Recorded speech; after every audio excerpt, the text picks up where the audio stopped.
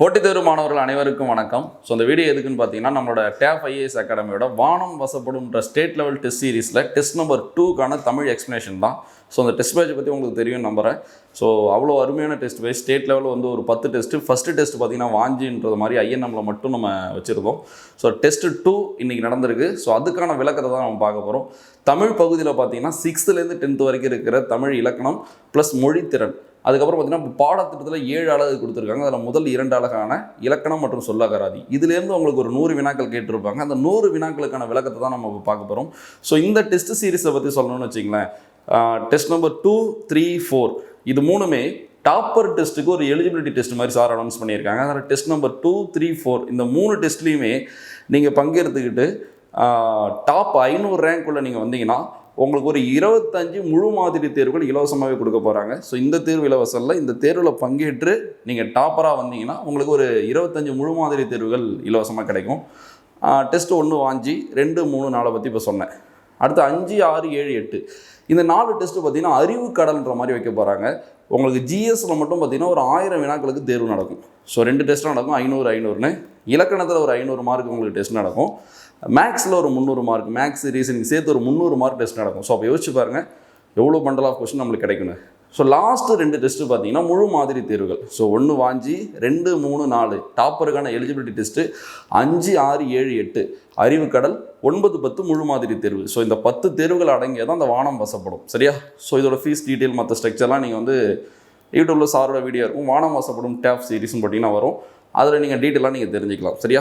ஏன்னா இந்த டெஸ்ட்டு பார்த்தீங்கன்னா நம்மளுக்கு சின்ன சின்ன டெஸ்ட்டோட ஒரு ஃபுல் ரிவிஷன் டெஸ்ட் மாதிரி நம்மளுக்கு ரொம்ப யூஸ்ஃபுல்லாக இருக்கும். ஸோ வேணுன்றவங்க இதை நீங்கள் அதை பயன்படுத்திங்க. இன்றைக்கி வீடியோக்கான கண்டென்ட்டை நம்ம பார்க்கலாம். ஸோ வானம் வாசப்படும் டெஸ்ட் 2ஓட தமிழ் விளக்கத்தை நம்ம பார்க்கலாம். ஸோ பாருங்கள், 1 கோடிட்ட இடத்திற்கு பொருத்தமான சொல்லை தேர்க. கோடிட்ட இடத்திற்கு பொருத்தமான சொல்லை தேர்க. பூமியை டேஷ் வருவது சந்திரனாகும். ரொம்ப எளிமையான கொஸ்டின் தான். வளம் வருவது. ஆன்சர் என்னது? வளம் வருவது. ஸோ அப்போ வளம் வளம் 2 வார்த்தை இருக்குமா? ஸோ இன்றைக்கி பாடத்திட்டமே இதுதான் ரொம்ப ரொம்ப முக்கியமானது. சின்ன சின்ன விஷயத்துலையும் நம்மளை ஏமாற்றுவாங்க. ஸோ அப்போ அந்த வளம் வர்றதுனா சுற்றி வருது. இப்போ கிரி வளம்னு நம்ம சொல்கிறோம்ல. ஸோ இந்த வளம்னா நாட்டோட வளமையை பற்றி பேசுறது, அந்த வளம். சரி, அப்போ ஆன்சர் என்ன வரும்? சி. ஓகேவா? ரொம்ப எளிமையான வினா தான். இதில் கடினமான வினாக்கள் கண்டிப்பாக இருக்குது. அதுக்கு இலக்கணம் ஓரியன்டாக இருக்கும். அதுக்கு நம்ம டெப்த்தான விளக்கத்தை பார்க்கலாம். சரியா? சரி, அடுத்து வினா 2 பார்க்கலாமா? கழை, அமை, வேய் ஆகிய சொற்கள் உணர்த்தும் பொருள் யாது? ஸோ இந்த சொற்கள் உணர்த்துகிற பொருள் என்னது? மூங்கில். என்னது? மூங்கில். சரியா? வேய்ப்புரை தோல்னு சொல்லியிருப்பாங்க ஓல்டு புக்கில். சரியா? வேய்ப்புரை தோல் ஒரு 2 குரூப் 4க்கு முன்னாடி ஒரு கொஸ்டினாக வந்துச்சு இது. ஸோ இப்போ வேய்னா மூங்கில் உங்களுக்கு எல்லாருக்கும் தெரியும். நீங்கள் அதை வச்சு கூட எடுத்துக்கலாம். சரியா? ஆன்சர் என்னது? சி.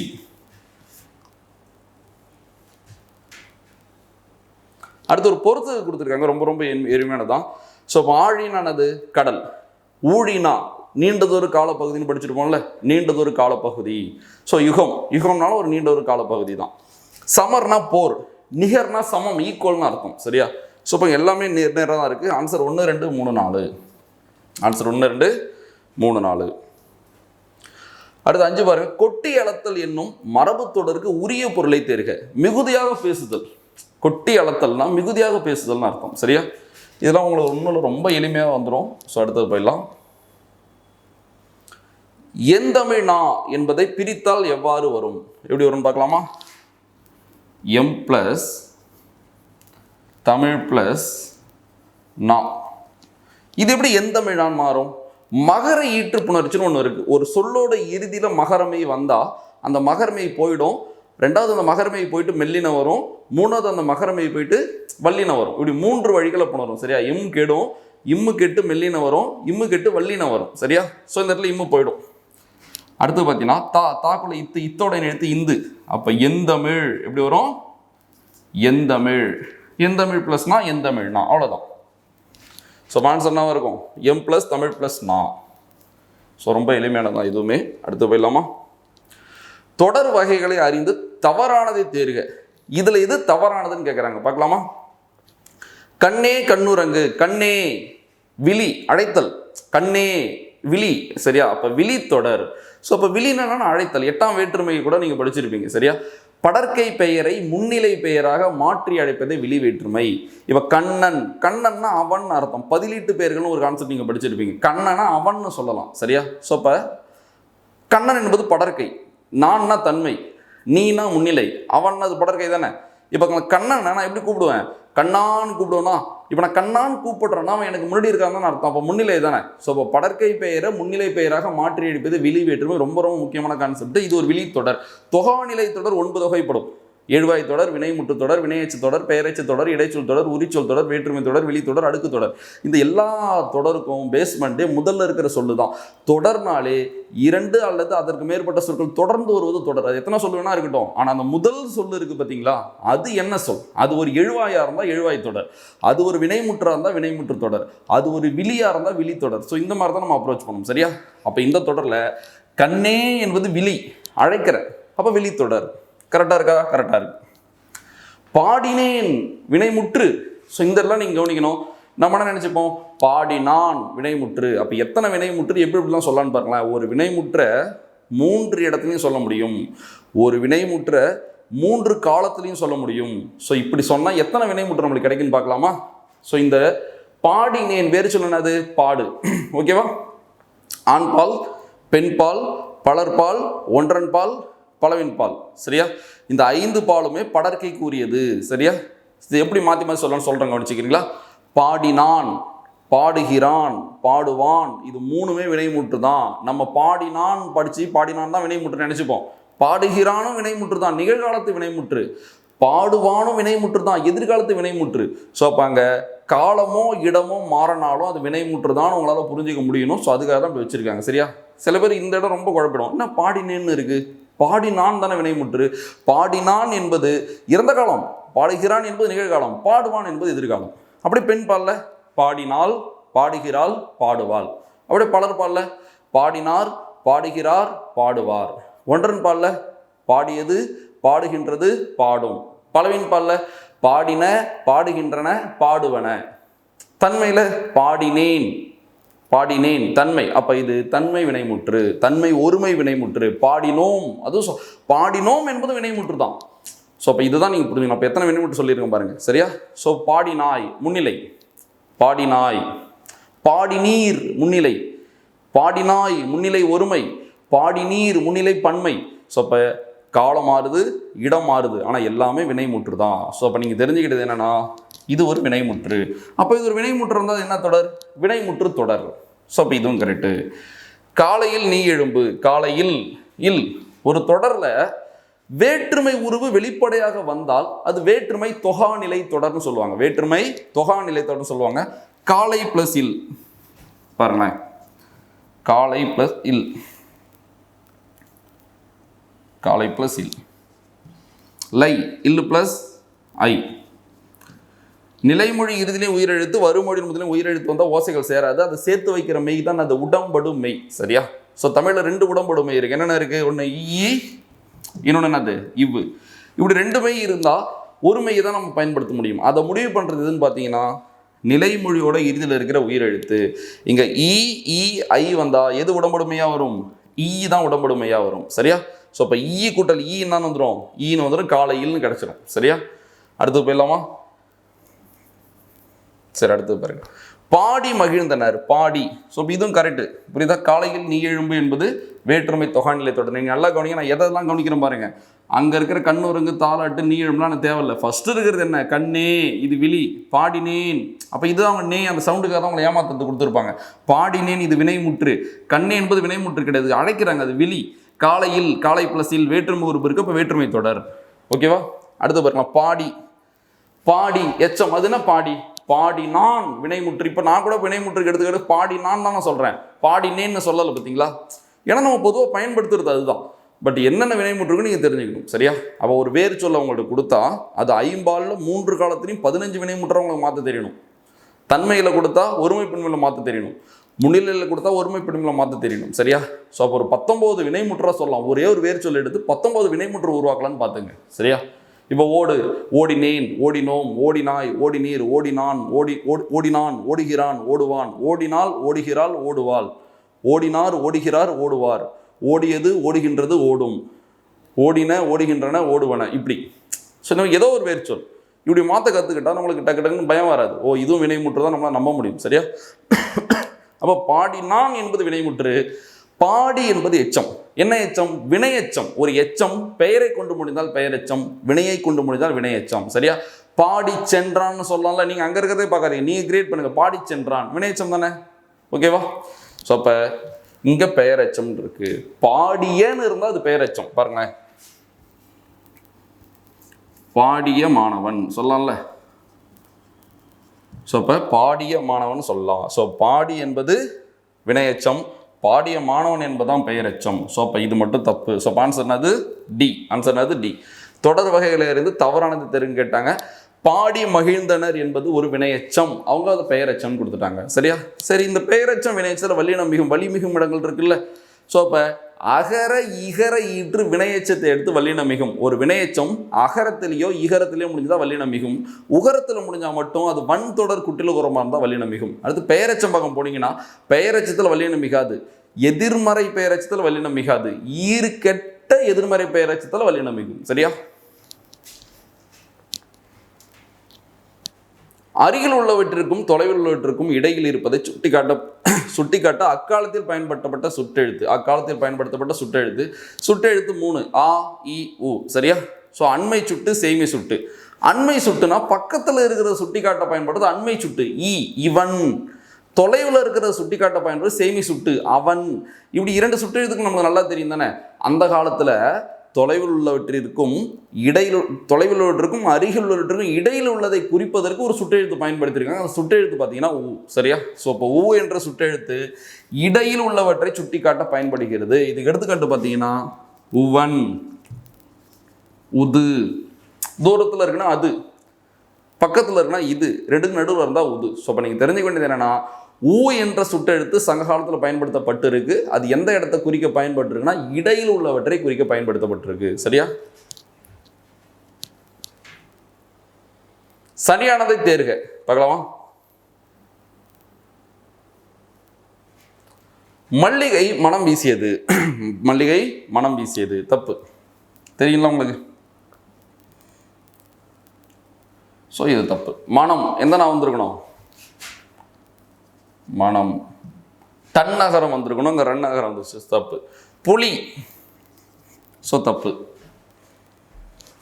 வளம் தப்பு. ஸோ ஆன்சர்னது பி. இதெல்லாம் நீங்கள் கண்டிப்பாக ஈஸியாக எடுத்துருவீங்க. ஓகேவா? சரியான அகர வரிசையை தேர்ந்தெடு. ஸோ அகர வரிசை கணக்கு ரொம்ப ரொம்ப ஈஸி. நம்மளே வந்து இப்போ குரூப் 2 2A மெயின்ஸு, அதாவது 2A மெயின்ஸ் அப்போ இனிக்கும் இலக்கணம்னு ஒரு சீரீஸில் நம்ம பார்த்துருப்போம். ஒரு தலைவாக பார்த்துருப்போம். அதில் நான் அகர வரிசை நான் தான் நடத்திருப்பேன். ஸோ அந்த மாதிரி வகுப்புலாம் நீங்கள் பயன்படுத்திங்க. இந்த மாதிரி சின்ன சின்ன கான்செப்ட் நம்மளுக்கு டவுட்டே இருக்கக்கூடாது. சரியா? இதிலே டவுட் வச்சுட்டு இருந்தால் நம்ம என்னைக்கு கஷ்டமான இடத்தை நோக்கி போகிறது யோசிச்சு பாருங்கள். ஸோ இப்போ இங்கே எல்லாமே முதல் எழுத்து சேமாக இருந்தால் இரண்டாம் எழுத்தை பார்க்கணும். முதல் எழுத்து சேமாக இருந்தால் இரண்டாம் எழுத்தை பார்க்கணுமா? அப்படி வரலாம். இக்கு, இங்கு, இச்சு, இஞ்சி, இட்டு, இன்னு அவள் எளிமையாக கொடுத்துட்டாங்க பாருங்கள். முதல் எழுத்து ஆ. அப்படியே இரண்டாம் எழுத்தை பாருங்கள். இரண்டாம் எழுத்து சேமாக இருந்தால் மூன்றாம் எழுத்தை பாருங்கள். சரியா? இதில் சில பேருக்கு பொதுவான டவுட்டு, மெய்யெழுத்து ஃபஸ்ட்டு வருமா, உயிர்மை எழுத்து ஃபஸ்ட்டு வருமா? அந்த போட்டியும் கிடையாது. சரியா? ஸோ நம்ம போட்டித் தேர்வு போல தான். ஸோ இப்போ உங்களுக்கும் இன்னொருத்தனுக்கும் போட்டி கிடையாது. உங்களுக்கும் அந்த கொஸ்டின் பேப்பர் தான் போட்டி. அது போல தான் மெய்யெழுத்தா உயிர்மை எழுத்தானா நீங்கள் மெய்யெழுத்தான் ஃபஸ்ட்டு, உயிர்மை எழுத்தான் ஃபஸ்ட்டு சொல்லக்கூடாது. வரிசை எந்த வருஷம்னு பார்க்கணும். சரியா?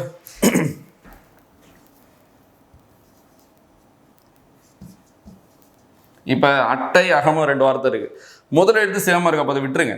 ரெண்டாம் எழுத்தை பாருங்க. இங்கே மெய் எழுத்து, இங்கே உயிர் எழுத்து, அப்போ உயிர்மை எழுத்து. அப்போ நீங்கள் ஃபஸ்ட்டு அட்டை, ரெண்டாவது தான் அகம்னு சொன்னீங்கன்னா தப்பு. ஸோ அப்போ இது தப்பு. இதுதான் ஃபஸ்ட்டு, அகம் தான் ஃபஸ்ட்டு, அட்டை தான் செகண்டு. ஏன் அப்படி சொல்கிறேன்னா, எனக்கு கா வரிசைக்கு அப்புறம் தானே டா வரிசை வரும். அப்போ வரிசையை பாருங்கள். சரியா? அந்த எந்த வரிசை ஃபஸ்ட்டு இருக்கோ அந்த வரிசை தான். ஸோ அப்போ கா வரிசைக்கு அப்புறம் தான் டா வரிசை. இதுவே ஒரே வரிசை இருந்தால் தான் மெய் எழுத்து ஃபஸ்ட்டு. அதுனா ஒரே வரிசை. இப்போ பாருங்கள்,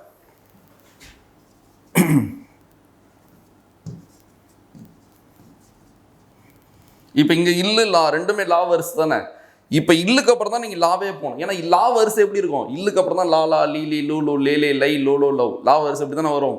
ஸோ அப்போ அந்த இல்லுக்கு அப்புறம் தானே வர ஆரம்பிக்கும் அந்த வரிசை. ஸோ அந்த கான்செப்ட் தான். ஸோ இதெல்லாம் பார்த்துங்க. சரியா? அதேமாதிரி ஆயுத எழுத்து மெய்யெழுத்துக்கு முன்னாடியே வந்துடும். ஆயுத எழுத்து மெய்யெழுத்துக்கு முன்னாடியே வந்துடும். அதுக்கு ஒரு எடுத்துக்காட்டு பார்க்கலாம். அக்கா, அஃது இப்படி கொடுத்துட்டா எதுக்கு ஃபர்ஸ்ட் எடுக்கணும்? அஃது தான் ஃபர்ஸ்ட், அக்கா தான் செகண்டு. அப்போ உயிரெழுத்து ஆயுத எழுத்து இது டாப் 2. இதில் டவுட்டே வேணாம். ஃபர்ஸ்ட் உயிரெழுத்து, ரெண்டாவது ஆயுத எழுத்து, மூணாவது மெய்யெழுத்தா உயிர் எழுத்தான்னு வரக்கூடாது. எந்த வரிசைன்னு நீங்கள் பார்த்துக்கணும். சரியா? தோசை வைக்கப்பட்டது, படு பட்டது ஆயிற்று போயிற்று போனதெல்லாம் வந்து அது செயல்பாட்டு வினை. சரியா? இதெல்லாம் பெரிய டாபிக், தனியாக வகுப்பாக வேணால் நடத்தலாம். ஸோ இந்த இடத்துல நம்ம ஆன்சர் பார்த்துட்டு போய் தான் ஆகணும். சரியா? ஸோ செயல்பாட்டு வினை, செயல்பாட்டு வினை தொடர் ஆன்சர் என்னது? டி, செயல்பாட்டு வினை. சரியா? தன்வினை, பிறவினை, செய்வினை, செயல்பாட்டு வினை. இந்த இடத்துல செயல்பாட்டு வினைன்றனால செய்வினை செயல்பாட்டு வினையை பற்றி சில தகவல் நான் சொல்கிறேன். ஒரு வினை செய்பவரை முதன்மைப்படுத்தினால் அது செய்வினை. ஒரு வினை செய்யப்படு பொருளை முதன்மைப்படுத்தினால் அது செயல்பாட்டு வினை. வினை செய்வினை செயல்பாட்டு வினையை பார்க்கணும். அப்போ ஒரு தொடரில் இருக்கிற வினையை பாருங்கள். போய் கரிகாலன் கல்லணையை கட்டினார். கரிகாலனால் கல்லணை கட்டப்பட்டது. கட்டினார் கட்டப்பட்டதான வினை. நான் கேட்குறேன், யார் கட்டினார்? கரிகாலன். செய்பவர் குறிக்கிறது, அது செய்வினை. கரிகாலனால் கல்லணை கட்டப்பட்டது. எது கட்டப்பட்டது? கல்லணை. செயல்படு பொருளை குறிக்குதா? அது செயல்பாட்டு வினை. அது என்ன செயல்படு பொருள்? ஒரு செயலை செய்ய பயன்படும் பொருள் செயல்படு பொருள். கட்டண என்ன? அது கட்டணன்றது செயல். எதை கட்டின? அதுக்கு எது பயன்பட்டுச்சு? கல்லணை. ஸோ அப்படி ஒரு செயலை செய்ய பயன்படும் பொருள் செயல்படு பொருள்னு சொல்லலாம். குறில் நெடில் வேறுபாடு அறிந்து சரியான பொருளை தேர்ந்தெடுக்க. மடு மாடு. மடுனா பள்ளம், மாடுனா நம்மளுக்கு தெரியும் பசு. ஸோ அப்போ ஆன்சர் பி. கோடிட்ட இடத்திற்கு பொருத்தமான சொல்லை தேர்க. பூமி சூரியனை சுற்றுவதால் டேஷ் தோன்றுகிறது, பருவகாலம் தோன்றுகிறது. ஸோ நம்ம கண்டிப்பாக டெப்த்தாக தான் அந்த டாபிக் படிச்சிருப்போம். பூமி சூரியனை சுற்றுவதால் என்ன தோன்றுது? பருவகாலம் தோன்றுகிறது. அடுத்து வறுக்கை, பலாப்பழம். சரியா? மறுப்புனானது கொம்பு, வெறினானது மனம், மடிவுனானது சோம்பல். ஸோ ஆன்சர் என்னவா இருக்கும்? Answer C. ரொம்ப எளிமையான ஒரு சொற்பொருள். கீழ் காண்பனவற்றுள் ஒரு பொருட்பன்மொழி அல்லாதது எதுன்னு கேட்டிருக்காங்க. ஒரு பொருட்பன்மொழி அல்லாதது எதுன்னு கேட்டிருக்காங்க. அதுனா ஒரு பொருட்பன்மொழி ஒரே பொருளை குறிக்கும் இரண்டு சொற்கள் சேர்ந்து வருவதுதான் ஒரு பொருட்பன்மொழி. பார்க்குறீங்களா? உயர்ந்து பிளஸ் ஓங்கி. இது எப்படி பிரிக்கலாம்? உயர்ந்து பிளஸ் ஓங்கி, உயர்ந்து பிளஸ் ஓங்கி. ஸோ அப்போ இந்த தூக்குள்ள இருக்கிற ஊ போயிட்டு இத்துக்குடல் ஒன்று தோன் வந்து உயர்ந்து ஓங்கின்னு வந்துடும். சரியா? உயர்ந்தனாலும் உயரம் தான். ஸோ இப்போ ஓங்கினாலும் என்னது? ஓங்கினாலும் உயரம் தான். சரியா? அடுத்தது மீமிசை. ஸோ இப்போ மீனா என்னது? உயரமான அர்த்தம். மீனா என்னது? உயரமான அர்த்தம். ஸோ ஒரு எழுத்து ஒரு மேலே படிச்சிருப்பீங்களா? மீனா மேலே உயரமான, மிசைனாலும் உயரமான அர்த்தம். சரியா? ஸோ அப்போ மீனாலும் உயரம், மிசைனாலும் உயரம். ஸோ இப்போ ரெண்டு ஒரு பொருட்பன்மொழி தான். நடுமையம் உங்களுக்கே தெரியும், நடுனாலும் சென்டர் தான், மையமாக சென்டர் தான். அப்போ இதில் எது ஒரு பொருட்பன்மொழி அல்ல? விண்ணும் மண்ணும். எப்போ உங்களுக்கு ஒரு சொல்லோட பொருள் புரியலையோ அப்போ அதை பிரிக்க ட்ரை பண்ணுங்க. பிரிச்சுட்டிங்கன்னா அது ஏன் உயர்ந்தவங்க ஈஸி தான், பட் சில சொல்லம் பிரிச்சிங்கன்னா உங்களுக்கு 100% சூப்பராக பொருள் புரியும். பதவியை விட்டு நீக்கினான் எவ்வகை தொடர். இது ஒரு கான்செப்ட். நீங்கினான், நீக்கினான், நீங்கினான் அவனே நீங்கிறான், அப்போ தன்வினை. நீக்கினான் அவன் நீங்கலை, வேற யாரையோ நீக்கிறான், அப்போ அது பிறவினை. சரியா? ஸோ அப்போ ஒரு வினை அந்த எழுவாயை செஞ்சது என்னது? தன்வினை. அந்த வினையை எழுவாய் செய்யாமல் மற்றவங்களை செய்ய வச்சா அது பிறவினை. சரியா? ஸோ அப்போ அடங்கினான் அவன் அடங்குறான், அடக்கினான் அவன் அடங்கலை, வேற யாரையோ அடக்கிறான், அப்போ அடங்கிறது வேற ஒருத்தவங்களோட வினை. ஸோ அது போல தான் நீக்கினானை வச்சு கண்டுபிடிச்சிடலாம். இதுக்கு அப்படியே ஆப்போசிட்டு நீங்கினான். நீங்கினான்னா அவன் நீங்கிறான், தன்வினை. நீக்கினான்னா பண்ண வரும், பிறவினை. இங்கு இக்கு கான்செப்ட், இது ஒரு கான்செப்ட் இருக்கு தன்வினை பிறவினையில்.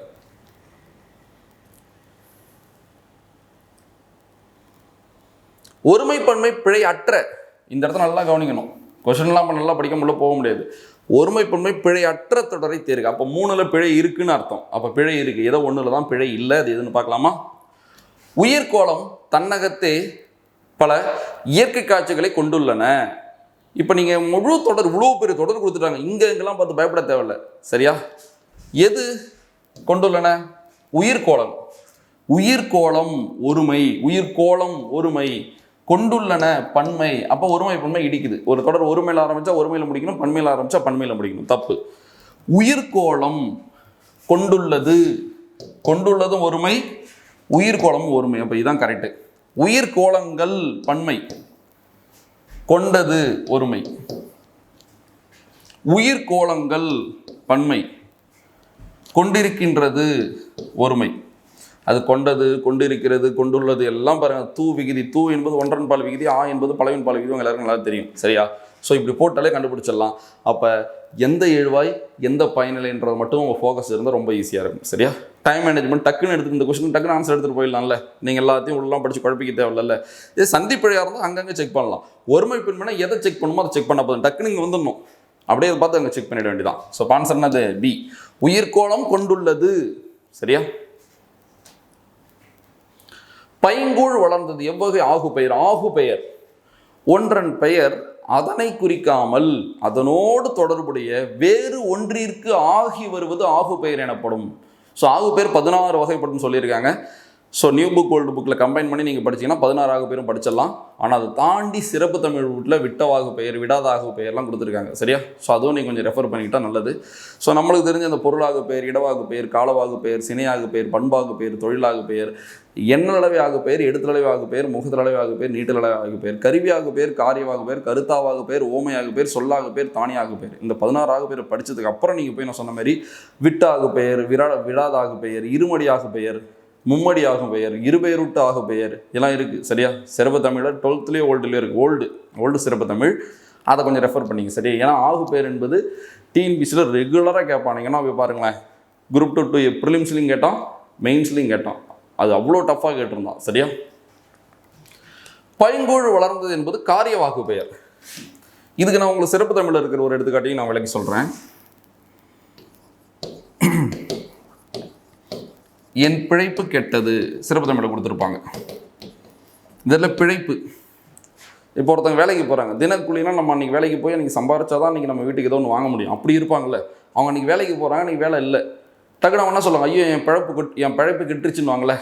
ஸோ இப்போ பிழைப்பு கெடலை, அன்றைக்கி வேலை தானே கெட்டு போச்சு. அப்போ காரணம், காரியம்,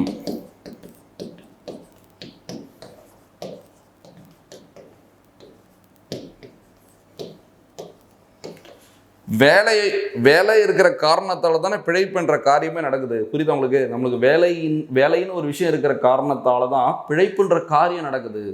ஸோ அப்போ இந்த இடத்துல காரியம் காரியத்தை குறிக்காமல், பிழைப்பு கடலை வேலை தானே கெட்டு போச்சு, காரியம் காரியத்தை குறிக்காமல் அதன் காரணத்துக்கு ஆகி வருவதால் இது காரியவாகு பெயர் எனப்படும். ஸோ இதே போல தான் பைங்கூழ் வளர்ந்தது. பைங்கூழ் என்பது அந்த கூழ் என்பது அந்த இலைநிலையை சொல்லுவாங்க. சரியா? இன்னும் உங்களுக்கு புரியும்னு சொல்ல ஒன்றும் இல்லை. நம்ம நெல்லில் கதிர் விட்டு வரும் தெரியுமா? அது வந்து பால் மாதிரி இருக்கும்ல, அது முத்தான் நம்மளுக்கு அரிசியாக மாறுது. சரியா? அதுதான் பைங்கூழ்னு சொல்லுவாங்க. சரியா? அப்போ ஒரு செடியை வந்து நீங்கள் காரணமாக பாருங்கள். நெல் செடி காரணம், அது பண்ணுற காரியம் என்னது? அந்த பைங்கூழை வளருது, பைங்கூழ் வர்றது. சரியா? இப்போ ஒரு ஃபேன்ன்றது ஒரு கருவி, அது பண்ணுற காரியம் என்னது? காற்று வருது. ஒரு கருவியாலையும் ஒரு காரணம் இருக்கா இல்லையா? பைக்குன்றது ஒரு கருவி, அது என்ன காரணம்? இடப்பெயர்ச்சி பண்ண வைக்குது. சரியா? ஸோ அப்போ அதே போல தான் அந்த மொத்த செடி தான் வந்து காரணம். அந்த செடி பண்ணுற காரியம் தான் என்னது? அந்த பைங்கூழ் வளருது. சரியா? அப்போ நீங்கள் இப்போ நல்லா வச்சு பாருங்கள். பைங்கூழ் என்பது அப்போ காரியம். சரியா? ஸோ இப்போ அந்த காரியம் வளரல, அந்த செடி தானே வளருது. ஸோ அப்போ அந்த காரியம் காரணத்துக்கு ஆகி வருது. ஸோ அப்போ பைங்கூழ் வளர்ந்தது என்பது காரியவாகு பெயர். அவங்க எல்லாருக்கும் தெரிஞ்சது தான். 16 ஆகு பெயர் கொஞ்சம் டஃப்பான ஆகு பெயர் இதுதான். அடுத்து போயிடலாமா? சுட்டெழுத்துக்கள் சொல்லின் வெளியே இருந்து சுட்டு பொருளை தருவது புறச்சுட்டு. சுட்டெழுத்துக்கள் சொல்லின் உள்ளே இருந்து சுட்டு பொருளை தருவது அகச்சுட்டு. சுட்டெழுத்தை நீக்கினால் பிற எழுத்துக்கள் பொருள் தராதது அகச்சுட்டு. சுட்டெழுத்தை நீக்கினாலும் பிற எழுத்துக்கள் பொருள் தருவது புறச்சுட்டு. என்ன ஒன்றும் புரியலன்னு பார்த்தா ஒன்றுமே இல்லை. அவன், அப்பையன். இப்போ நான் சுட்டெழுத்தை நீக்கிட்டேன், பொருளே தரல, அப்போ இது அகச்சுட்டு. இப்போ நான் சுட்டெழுத்து நீக்கிட்டேன், பொருள் தருது, அப்போ இது புறச்சுட்டு. அப்போ இந்த சுட்டெழுத்து சொல்லோட அகத்தில் இருந்திருக்கு. சரியா? இங்கே சுட்டெழுத்து சொல்லோட புறத்தில் இருந்திருக்கு. அதான் சொல்ல வராங்க. சுட்டெழுத்து சொல்லின் வெளியே இருந்து சுட்டு பொருளை தருவது. வெளியே இருந்து சுட்டு பொருளை தருவதுனா சுட்டு, புறச்சுட்டு. புரியுதா? அடுத்து பாருங்க. வினா கேட்க பயன்படுவதோடு மட்டுமல்லாமல் அழுத்தம் கொடுத்து சொல்லவும் பயன்படும் எழுத்து எதுனா ஏ. 9th கொடுத்துருப்பாங்க பாருங்களேன். தான் என்பது அழுத்த பொருளை வரும், ஏ என்பது அழுத்த பொருள். அவன் தான், அவனே சொல்லுவோம்ல, அவனே. ஸோ அப்போ அந்த அழுத்த பொருளை வருது இதுதான் ஏ. வினா பொருளையும் வரும், அழுத்த பொருளையும் வரும். கீழ் காண்பானவற்றுள் வேர்ச்சொல் அல்லாத ஒன்றை தேர்க. பார்க்கலாமா? தண்டித்தார், தண்டி என்பது வேர்ச்சொல். தண்டின்னு ஊரை யோசி விட. தண்டித்தார், கண்டித்தார், கண்டி என்பது வேர்ச்சொல். படித்தார், படி என்பது வேர்ச்சொல். அப்போ பாருங்க, படி எப்படியோ அது போல தண்டி, அது போல தான் என்னது கண்டி. புரியுதா? ஸோ அப்போ தப்பு எது? வண்டி. இது ரொம்ப ஈஸி தான், பட் இருந்தாலும் ஒரு சின்ன கான்செப்ட் வச்சிருக்காங்க, பார்த்துங்க. ஒரு வினைமுற்று பெயரின் தன்மையை அடைந்து ஒரு வினைமுற்று பெயரின் தன்மையை அடைந்து வேற்றும் உருவை ஏற்றும் ஏற்காமலும் வேறொரு பயனிலையை கொண்டு முடிவது வினையால் அணையும் பெயர். ரொம்ப ரொம்ப ரொம்ப முக்கியமானது வினையால் அணையும் பெயர். சரியா? இன்னும் உங்களுக்கு புரியுற மாதிரி சொல்லணும்னு வச்சுங்களேன். ஒரு வினை சொல் வினையை குறிக்காமல் அந்த வினையை செய்தவரை குறிப்பது வினையால் அணையும் பெயர். வந்தவர் இல்லை வான்ற வினையை குறிக்கல, யார் வந்தாரோ அவர் தானே குறிக்குது. ஸோ அது வினையால் அணையும் பெயர். சரியா? ஸோ அதே போல தான் இது உங்களுக்கு புரியுற மாதிரி நான் சொல்லித்தர வேண்டாம். சரியா?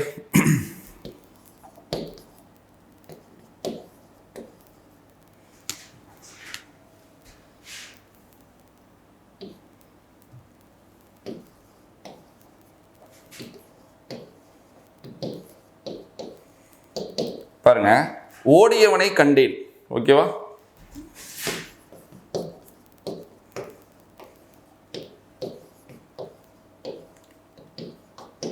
ரெண்டு இது இருக்கேன். ஓடியவனை கண்டேன், ஓடியவன் இவன் தான். சரியா? இந்த ரெண்டு தொடர்லையும் கவனிங்களேன். ஓடியவன், ஓடியவன் கூட ஐ என்ற இரண்டாம் வேற்றுமை உறுப்பு சேர்ந்துருக்கு. இரண்டாம் வேற்றுமை உறுப்பு வெளிப்படையாக வல்லினம் மிகும், அதை நாங்கள் வல்லினம் போட்டோம். சரியா? ஸோ அந்த இக்க நீங்கள் பெருசாக யோசிக்க தேவையில்ல. அப்போ அவங்க என்ன சொல்கிறாங்கன்னா, ஒரு வினைமுற்று பெயரின் தன்மையை அடைந்து, அது என்ன பெயரின் தன்மையை அடைந்து நான் உங்களுக்கு சொல்கிறேன். சரியா? ஒரு வினைமுற்று பெயரின் தன்மையை அடைந்து வேற்றுமை உருவை ஏற்றும் ஏற்காமலும், அப்போ இப்படி கூட கொஸ்டின் வரலாம்ல. ஒரு தொடரில் வினையாளனின் பெயர் வேற்றுமை உருவை ஏற்று வருமோ ஏற்காமல் வருமானு கேட்டால் ஏற்றும் வரும், ஏற்காமலும் வரும். ஒரு வினைமுற்று பெயரின் தன்மை அடைந்து வேற்றுமை உருவை ஏற்றும் ஏற்காமல் வேறொரு பயனிலையை கொண்டு முடிவது வினையாளனின் பெயர் எனப்படும். சரியா? அப்போ பாருங்களாங்க, ஓடியவன் இது எப்படி வினைமுற்று பெயரின் தன்மை அடைஞ்சு நீங்கள் கேட்டால் நான் சொன்னல, ஒரு வினைச்சொல் வினையை குறிக்காமல் வினை செய்தவனை குறிப்பது தான் அந்த பெயரின் தன்மை அடைந்துன்னு அர்த்தம். இப்போ நான் சொல்கிறேன், ஓடியவனை கூப்பிடுன்றேன், ஓடியவனை கூப்பிடு. நான் இப்போ ஓடுன்ற வினையை கூப்பிடலை, அந்த வினை எவன் செஞ்சானோ அவனை தானே கூப்பிடுறேன். புரியுதா இல்லையா உங்களுக்கு? அப்போ அந்த இடத்துல அந்த வினையை குறிக்காமல் அந்த வினை செஞ்சவனை குறிக்குது. அதுதான் வினைமுற்று பெயரின் தன்மை அடைந்துன்னு அர்த்தம். சரியா? வேற்றுமை உருவை ஏற்றும் ஏற்காமலும் வேறொரு பயனிலையை கொண்டு முடிவது வினையாளனின் பெயர் எனப்படும். 10th புக்கில் கொடுத்துருவோம், பொறுத்தார் பூமி ஆழ்வார். பொறுத்தார் பூமி ஆழ்வார். சரியா? யார் பூமி ஆழ்வார்? பொறுத்தவர் தானே பூமி ஆழ்வார். ஸோ இப்போ அந்த மாதிரி அது டெப்த்தான ஒரு டாபிக் இது. சரியா? டைட்டாக சொன்னால் புரியாது, டெப்த்தாக சொன்னால் குழப்பம் நிறையா வரும். சரி, இப்போ எடுத்துக்காட்டு உங்களுக்கு புரியுற மாதிரி சொன்ன வச்சுங்களேன். பொறுத்தார்,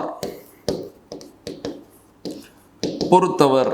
இப்போ உங்களுக்கு நிறைய பேருக்கு சார் பொறுத்தவர் தானே வினையாளனின் பெயர். ஆமாம், பொறுத்தவர் அவர் தானே குறிக்குது, அப்போ தானே வினையாளனின் பெயர். பொறுத்தார் என்பது வினைமுற்று தானே உங்களுக்கு தோணும். நீங்கள் சொல்கிறது கரெக்டு தான். அது எப்படி மாறுதுன்னு பாருங்க.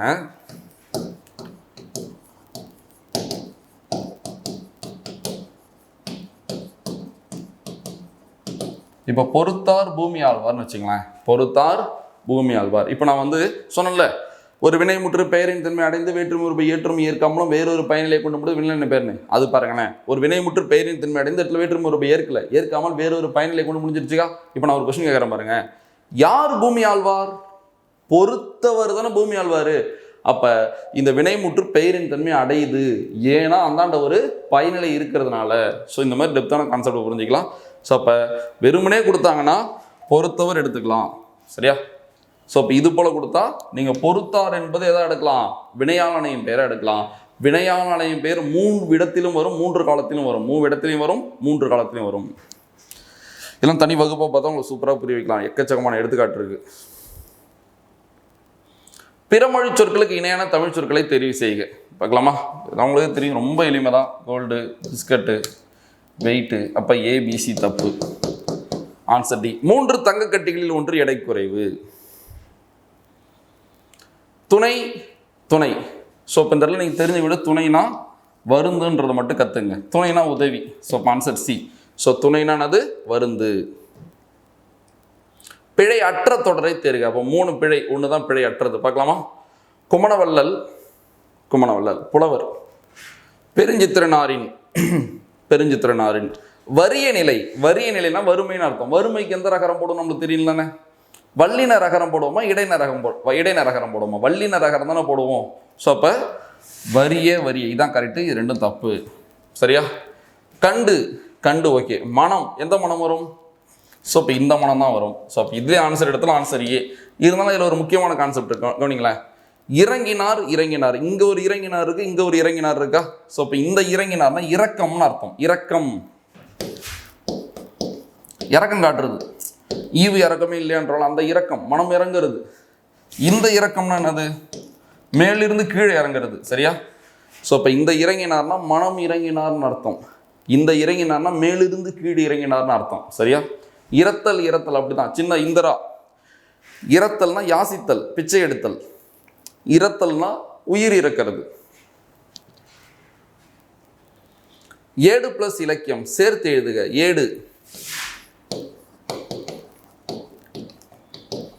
நிலைமொழியா ஒரு குற்றியலுகரம் வந்து குற்றியலுகரம் சொல்லிட்டாங்க. என்ன குற்றியலுகரம் தெரியுமா? நிலைமொழியா ஒரு நெடில் தொடர் குற்றியலுகரமோ உயிர் தொடர் குற்றியலுகரமோ வந்து இறுதியில் டூ ரூ இருந்தால் ஒற்றை இரட்டச்சிக்கலாம். சரியா? அப்போ ஏடு எப்படி மாறிடும்? ஏட்டுன்னு மாறிடும். காடு ப்ளஸ் கோழி காட்டுக்கோழி, வீடு ப்ளஸ் தோட்டம் வீட்டு தோட்டம், சோறு ப்ளஸ் பானை சோற்று பானை, இப்படி எக்கச்சக்கமான கான்செப்ட் இருக்கு. ஸோ இப்போ ஏட்டு ப்ளஸ் இலக்கியம்னு வரும்.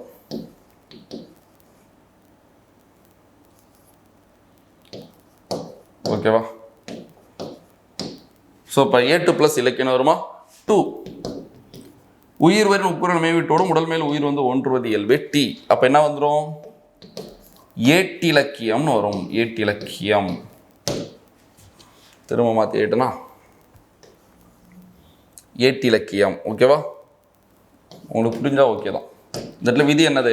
ஸோ இப்போ நிலைமொழியாக ஒரு நெடில் தொடர் உயிர் தொடர் குற்றியலுகரம் வந்தால் அங்கே இருக்கிற டூவோ ரூவோ இருந்தால் ஒற்றை இரட்டிச்சிக்கலாம். இது பேர் தான் தன் ஒற்று இரட்டல்ன்ற விதி. தன்னொற்று இரட்டல், தன்னோட ஒற்று இரட்டிக்கிறது தான் தன்னொற்று இரட்டல். அப்போ ஆன்சர் என்ன வரும்?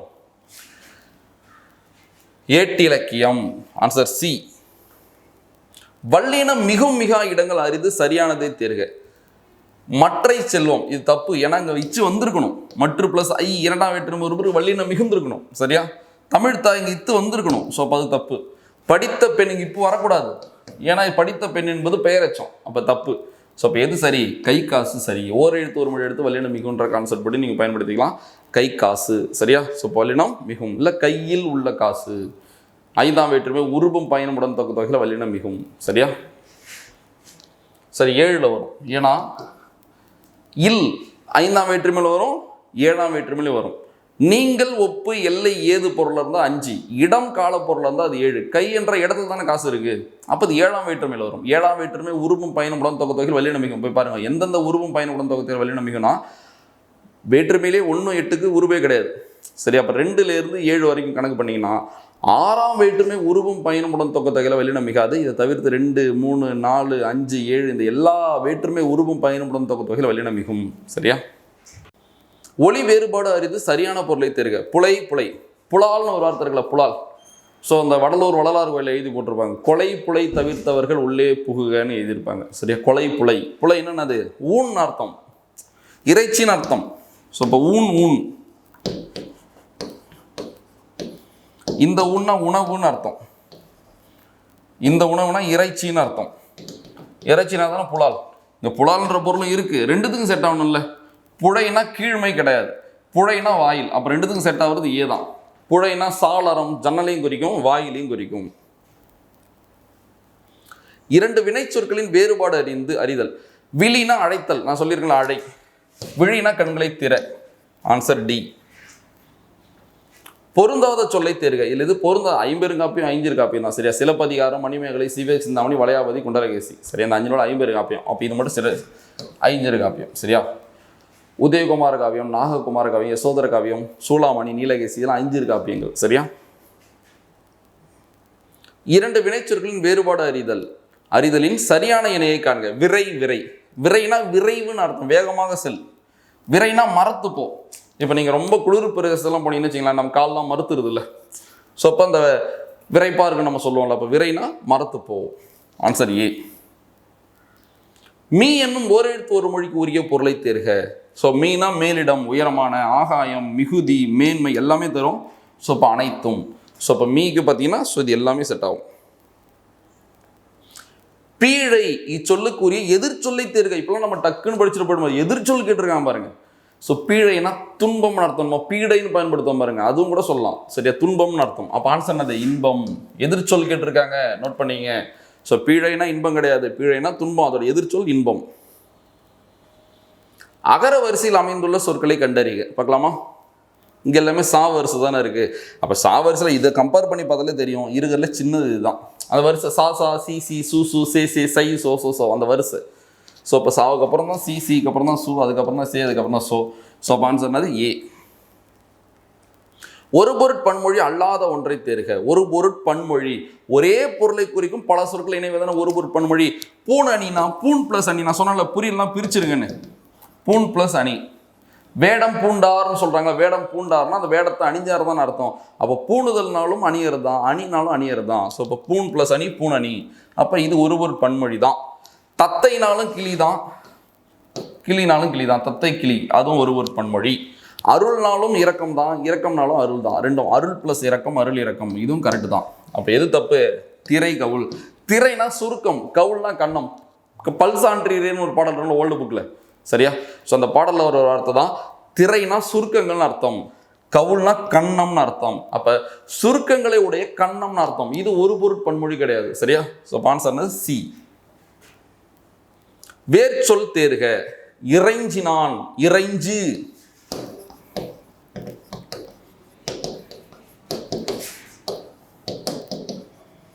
இறைஞ்சி என்பது வினை பகுதி, இந்த பகுதி தான் வேர்ச்சொல்.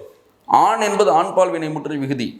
இன் இத்து இட்டு இரு இன்னு இறந்த கால இடைநிலை. இறைஞ்சினான், இறைஞ்சுகின்றான், இறைஞ்சுவான். சரியா? ஸோ புரிஞ்சுங்க, இன் என்பது இறந்த கால இடைநிலை. இந்த சூக்குள்ள இருக்கிற ஊ போயிட்டு இச்சு கூட்டலி சி, சி இன்னும் கூட்டலா நான், இறைஞ்சு நான் வந்துடும். இருபொருள் தரும் சொற்களுள் தவறான இணையை தேர்க. தவறான இணை இதில் பார்த்தீங்கன்னா காரி. ஸோ இதுதான் தவறான இணை. இந்த 3 இணையுமே சரியானது. ஸோ நான் சொல்ல விரும்புறதுனால இந்த பாடத்திட்டத்தில் இந்த மாதிரி தலைப்பு தான் கடினமானது. இலக்கணம் ஓரியன்டாக இருக்கிற இந்த சந்திப்பிழை, ஒருமைப்பன்மை பிழை, இதெல்லாம் ஈஸி, ரொம்ப ரொம்ப ஈஸி. நீ கான்செப்ட் படிச்சுட்டா எது கேட்டாலும் ஆன்சர் பண்ணலாம். ஆனால் இது மனப்பாடம் பண்ணணும், நிறையா படிக்கணும், எக்கச்சக்கமாக படிக்கணும். ஸோ இதில் கவனம் செலுத்தி கொஞ்சம் நிறையா படிங்க. சரியா? சொற்பொருள், கலை சொற்கள், ஒரே பொருளை குறிக்கும் பல சொற்கள், பல பொருளை குறிக்கும் ஒரு சொற்கள், இந்த மாதிரி இருபொருள் குறிக்கும் சொற்கள், இந்த மாதிரி தலைப்பை நீங்கள் டெப்த்தாக படிங்க. பிறமொழி சொல்லுக்கு இணையான தமிழ் சொற்கள், இதெல்லாம் கொஞ்சம் நல்லா ஃபோக்கஸ் பண்ணி படிக்க ஆரம்பிச்சிருங்க. ஓகேவா? மறுப்பு என்னும் சொல்லுக்கு உரிய பொருளை தேர்க. மறுப்புனா அது இஞ்சி, யானை, தந்தம், இது 2 தான் வரும். ஸோ 1 மற்றும் 2 சரி. ஸோ மறுப்புனா இஞ்சியும் குறிக்கும், ஏனை தந்தத்தையும் குறிக்கும். கீழ் காண்பானவற்றுள் ஏனை என்னும் சொல்லை குறிக்காத சொல்லுன்னு கேட்டாங்க. தூவல், இதே போல ஒன்று இருக்கும். தூங்கல்னா ஏனை தான். சரியா? தோல்னாலும் ஏனை தான். பயமானா உம்பர்னாலும் ஏனை தான். தூவல் தப்பு, தூங்கல் தான் கரெக்ட். தூங்கல்னா ஏனை. ஸோ அப்போ அதனால தான் கொடுத்துருக்காங்க. இது ஆன்சர் பி. இரும்போந்து, இதெல்லாம் நீங்கள் எடுத்து அப்புறம் இரும்னா இரும்போந்துனா பெரிய பனைமரம், சொற்பொருளை படிச்சிருப்பீங்களே. அப்போ இரும்னா என்னது? பெரியன்னு அர்த்தம். பொருத்தமான பொருளை தேர்க. காருகர். சரியா? ஸோ இப்போ காருகர்னா யாரு? நெய்பவர்னு அர்த்தம். உங்களுக்கே தெரியும். சரியா? ரொம்ப ரொம்ப ஈஸி. காருகர்னானது நெய்பவர்னு அர்த்தம். ஸோ பாசவர்னா வெற்றிலை விற்பவர், ஓசுமர்னா எண்ணெய் விற்பவர், படிச்சிருப்பீங்களா? அதே போல காருகர்னா நெய்பவர். கீழ்காணும் இணைகளின் தவறானதை தேர்க. இல்லை தவறானதுன்னு கேட்டிருக்காங்க. பார்க்கலாமா? திருவண்ணாமலை, அருணை, கரெக்டு, அருணை. தேவக்கோட்டை, தேவோட்டை, கரெக்டு. திருமறைக்காடு, வேதாரண்யம், கரெக்டு. திருநின்ற ஊர்னா திண்ணனூர்னு வந்திருக்கணும். என்ன வந்திருக்கணும்? திண்ணனூர். ஸோ இப்போ தவறானது இது சி. பைம்பொழில், பைம்புலி, பம்புலி. சரியா? பைம்பொழில் இப்போ எப்படி மாறிடுச்சு? பம்புலின்னு மாறிடுச்சு. சரியா? ஊர் பெயர் மருவு கொஞ்சம் படிச்சிங்க. நரை, நரை, நரைனா தேன். இந்த நரைனா வயசான நரை முடி சொல்கிறோம்ல. ஸோ இப்போ நரைனா மூப்பு, நரைனா தேன். அப்போ மூப்புன்னு இல்லாமல் இது எடுத்துக்கலாமா? ஏன்னா ஒன்று தான் செட் ஆகுது, 2மே எதில் செட் ஆகுதுன்னு பாருங்களேன். ஸோ இப்போ நரைனானது தலைமுடி வெளுத்தல். ஸோ இப்போ நரைனானது தேன். அப்போ ஆன்சர் சி. 43 ஆன்சர்னது சி. பிழையற்ற தொடரை தேர்க. இதில் எது பிழை அற்றதுன்னு கேட்டிருக்காங்க. பார்க்கலாமா? இதில் ஒரு கான்செப்ட் சொல்லித்தரேன். முதலான, முதலிய, ஆகிய. சரியா? இப்போ நான் ஒரு விஷயத்தை பற்றி பேச போகிறேன். அங்கே நிறைய விஷயம் இருக்குது. ஆனால் அதில் ஒன்றை மட்டும் சொல்கிறேன்னா அப்போ நான் முதலான பயன்படுத்தணும். இப்போ நான் நிறைய விஷயத்தை பற்றி பேச போகிறேன். அப்போ சிலதை பற்றி சொல்கிறேன்னா அப்போ நான் முதலியே பயன்படுத்தணும். நான் ஒரு விஷயத்தை பற்றி பேச போகிறேன், அதில் இருக்கிற எல்லாத்தையும் நான் சொல்லிட்டேன்னா ஆகிய நான் பயன்படுத்தணும். ஒன்றும் புரியல நீங்கள் எதிர்த்து பார்த்தீங்கன்னா ஒன்றும் இல்லை. இப்போ எடுத்துக்கிட்ட சும்மா அப்படியே பேச்சு வழக்கில் அப்படியே சொல்கிறேன், நீங்கள் அது புரிஞ்சுங்க. சரியா? நம்ம வாழ்க்கையில் சிறந்து விளங்கணும்னா, அதாவது நல்லொழுக்கத்தோடு வாழணும்னா திருக்குறள் முதலான அறநூல்களை கற்க வேண்டும். வாழ்க்கையில் ஒழுக்கத்தோடு வாழ, இப்படி வச்சுக்கலாமா? வாழ்க்கையில் ஒழுக்கத்தோடு வாழ திருக்குறள் முதலான, அந்த இடத்துல என்ன வரணும்? திருக்குறள் முதலான அறநூல்களை கற்க வேண்டும். இப்போ நான் என்ன சொல்லியிருக்கேன்னா ஒன்று மட்டும் சொல்கிறேன் பாருங்க, திருக்குறள் முதலான நான் சொல்கிறேன்னா அப்போ என்ன அர்த்தம்? இன்னும் இருக்குது. நாலடியார், நான்மணி கடிகை, இன்னானா இருப்பது, இனிவினா இருப்பது, காரணா இருப்பது, களவினா இருப்பது, இன்னும் அறநூல்கள் நிறைய இருக்குது. நான் அதில் ஒன்றை மட்டும் முதன்மைப்படுத்தி சொன்னேன்னா அப்போ என்ன பயன்படுத்தணும்? முதலான. அடுத்தது முதலிய. நமது பண்பாட்டை அறிந்து கொள்ள நற்றிணை, குறுந்தொகை, ஐங்குறுநூறு முதலிய நூல்களை கற்க வேண்டும். இப்போ புரியுதா? ஸோ இப்போ 8 தொகை நூல் 8. இப்போ நான் ஒன்றை மட்டும் சொல்லலை, சரியா? சிலதை மட்டும் சொல்லிட்டு இன்னும் சிலது இருக்குது. அப்போ ரெண்டுக்கு டிஃப்ரெண்ட் உங்களுக்கு புரியும் நினைக்கிறேன். அப்போ பல இது இருக்கிறப்ப நான் ஒன்றை மட்டும் சொன்னேன்னா அப்போ முதலான பயன்படுத்தணும், சிலதை நான் சொன்னேன்னா முதலியை பயன்படுத்தணும். புரியுதா? நம் பண்பாட்டை அறிந்து கொள்ள நற்றிணை, குறுந்தொகை, ஐங்குறுநூறு முதலிய 8 தொகை நூல்களை கற்க வேண்டும். இந்த இடத்துல முதலான வரக்கூடாது. அப்போ இப்படி சொல்லலாம், முதலான நமது பண்பாட்டை அறிந்து கொள்ள நற்றிணை முதலான 8 தொகை நூல்களை கற்க வேண்டும். அப்போ நற்றிணை மட்டும் சொன்னோன்னா அப்போ அது முதலான பயன்படுத்தணும், சிலதை சொன்னோன்னா அப்படி முதலையை பயன்படுத்தணும். அப்படி மேலே மாற்றி பார்க்கலாமா? நம்ம ஆரம்பத்தில் என்ன சொன்னோம்? நல்லொழுக்கத்தோடு வாழ திருக்குறள், நாலடியார் முதலிய நூல்களை கற்க வேண்டும். புரியுமா? புரியுதுல? ஓகே தானே? ஸோ அப்போ சிலதை சொல்கிறப்ப முதலிய, ஒன்றே ஒன்று சொல்கிறப்ப முதலான, ஆகியனா மொத்தத்தையும் சொல்லிட்டா ஆகிய. புரியுதுல்ல உங்களுக்கு? 8 நூலி சொல்லிட்டுன்னு வச்சிங்களேன்.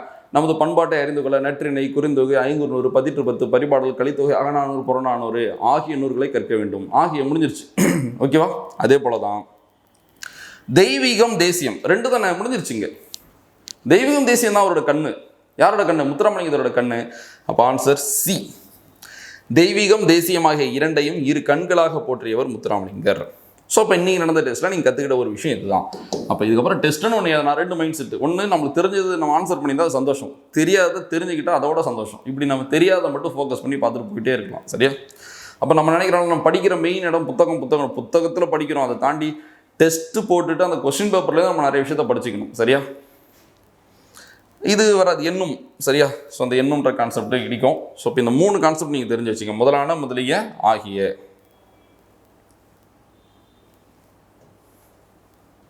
விண், வீண் ரொம்ப ரொம்ப ஈஸி.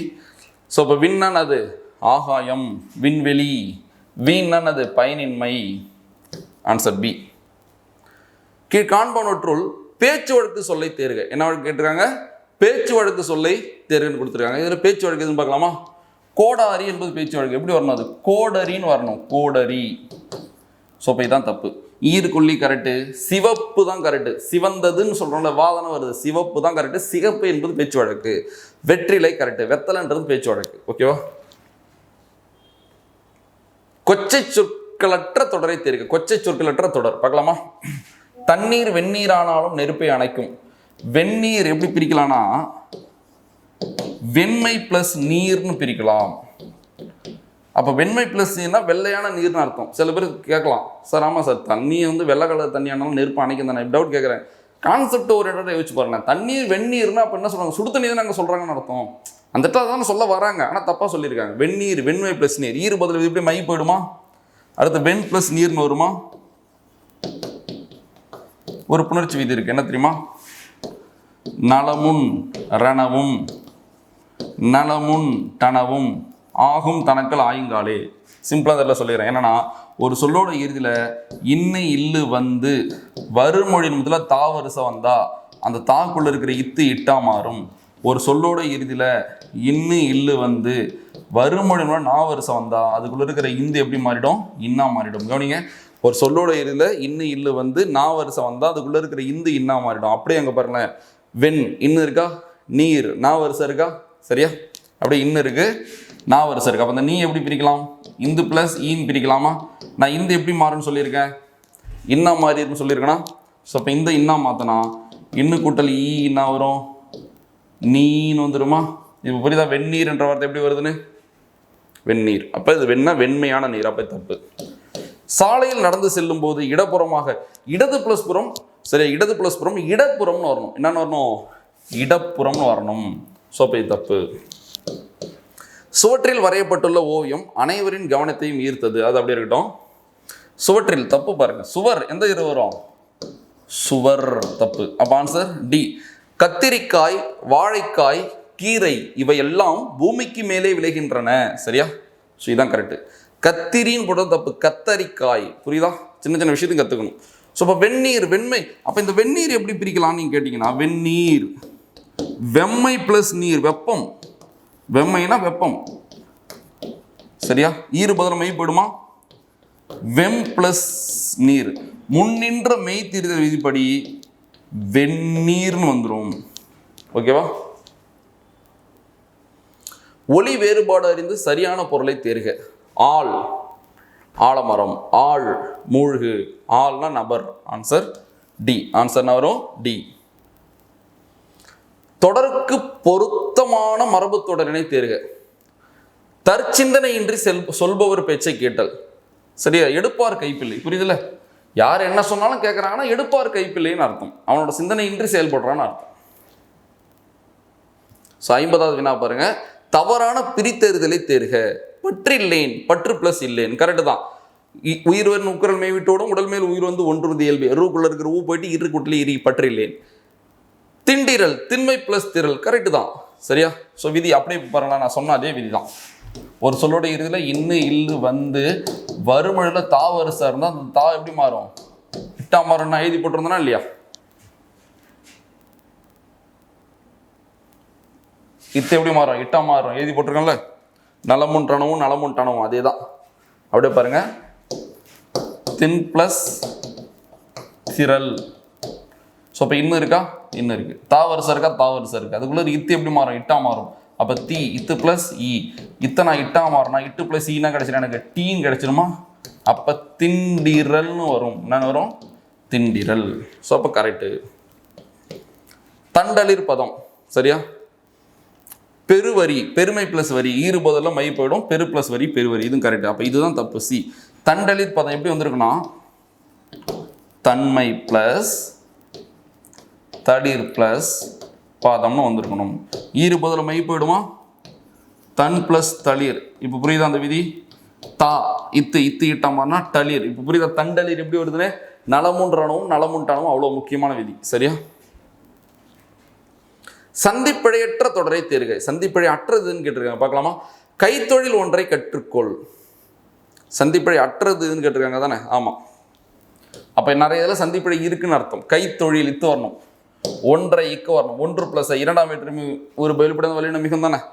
தமிழ் வரலாற்று கருத்துக்களையும் பண்பாட்டு கூறுகளையும் காண முடியும். இதான் கரெக்டு. மனித இனத்தின் மரபு செல்வமாக ஆக. ஆகன்னு வந்தால் வல்லினம் வரணும். திரைப்படம் மக்களை ஐ வல்லினம் வரணும். ஈர்த்து உகரம் இங்கே வல்லினம் வரணும்.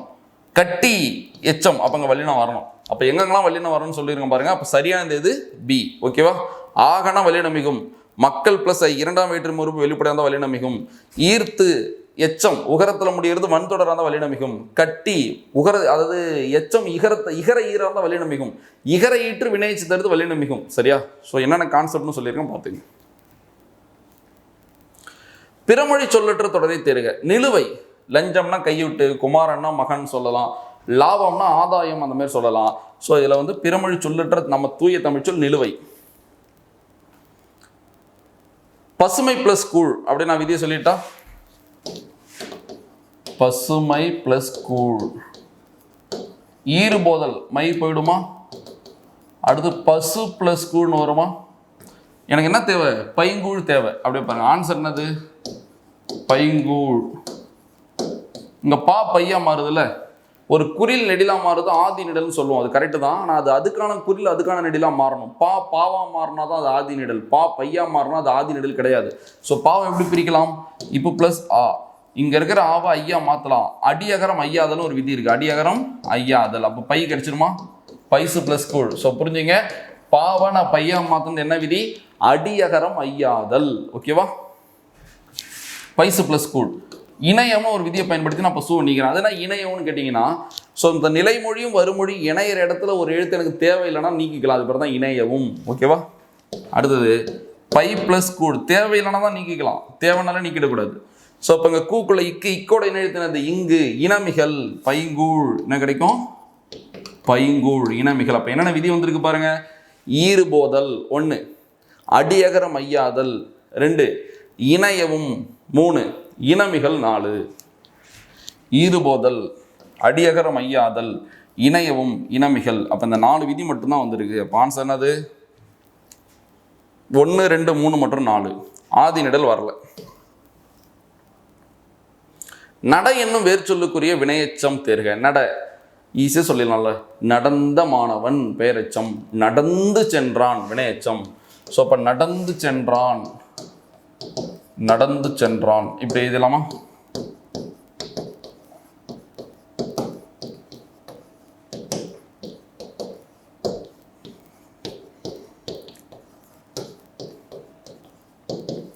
எது சரி இதில்?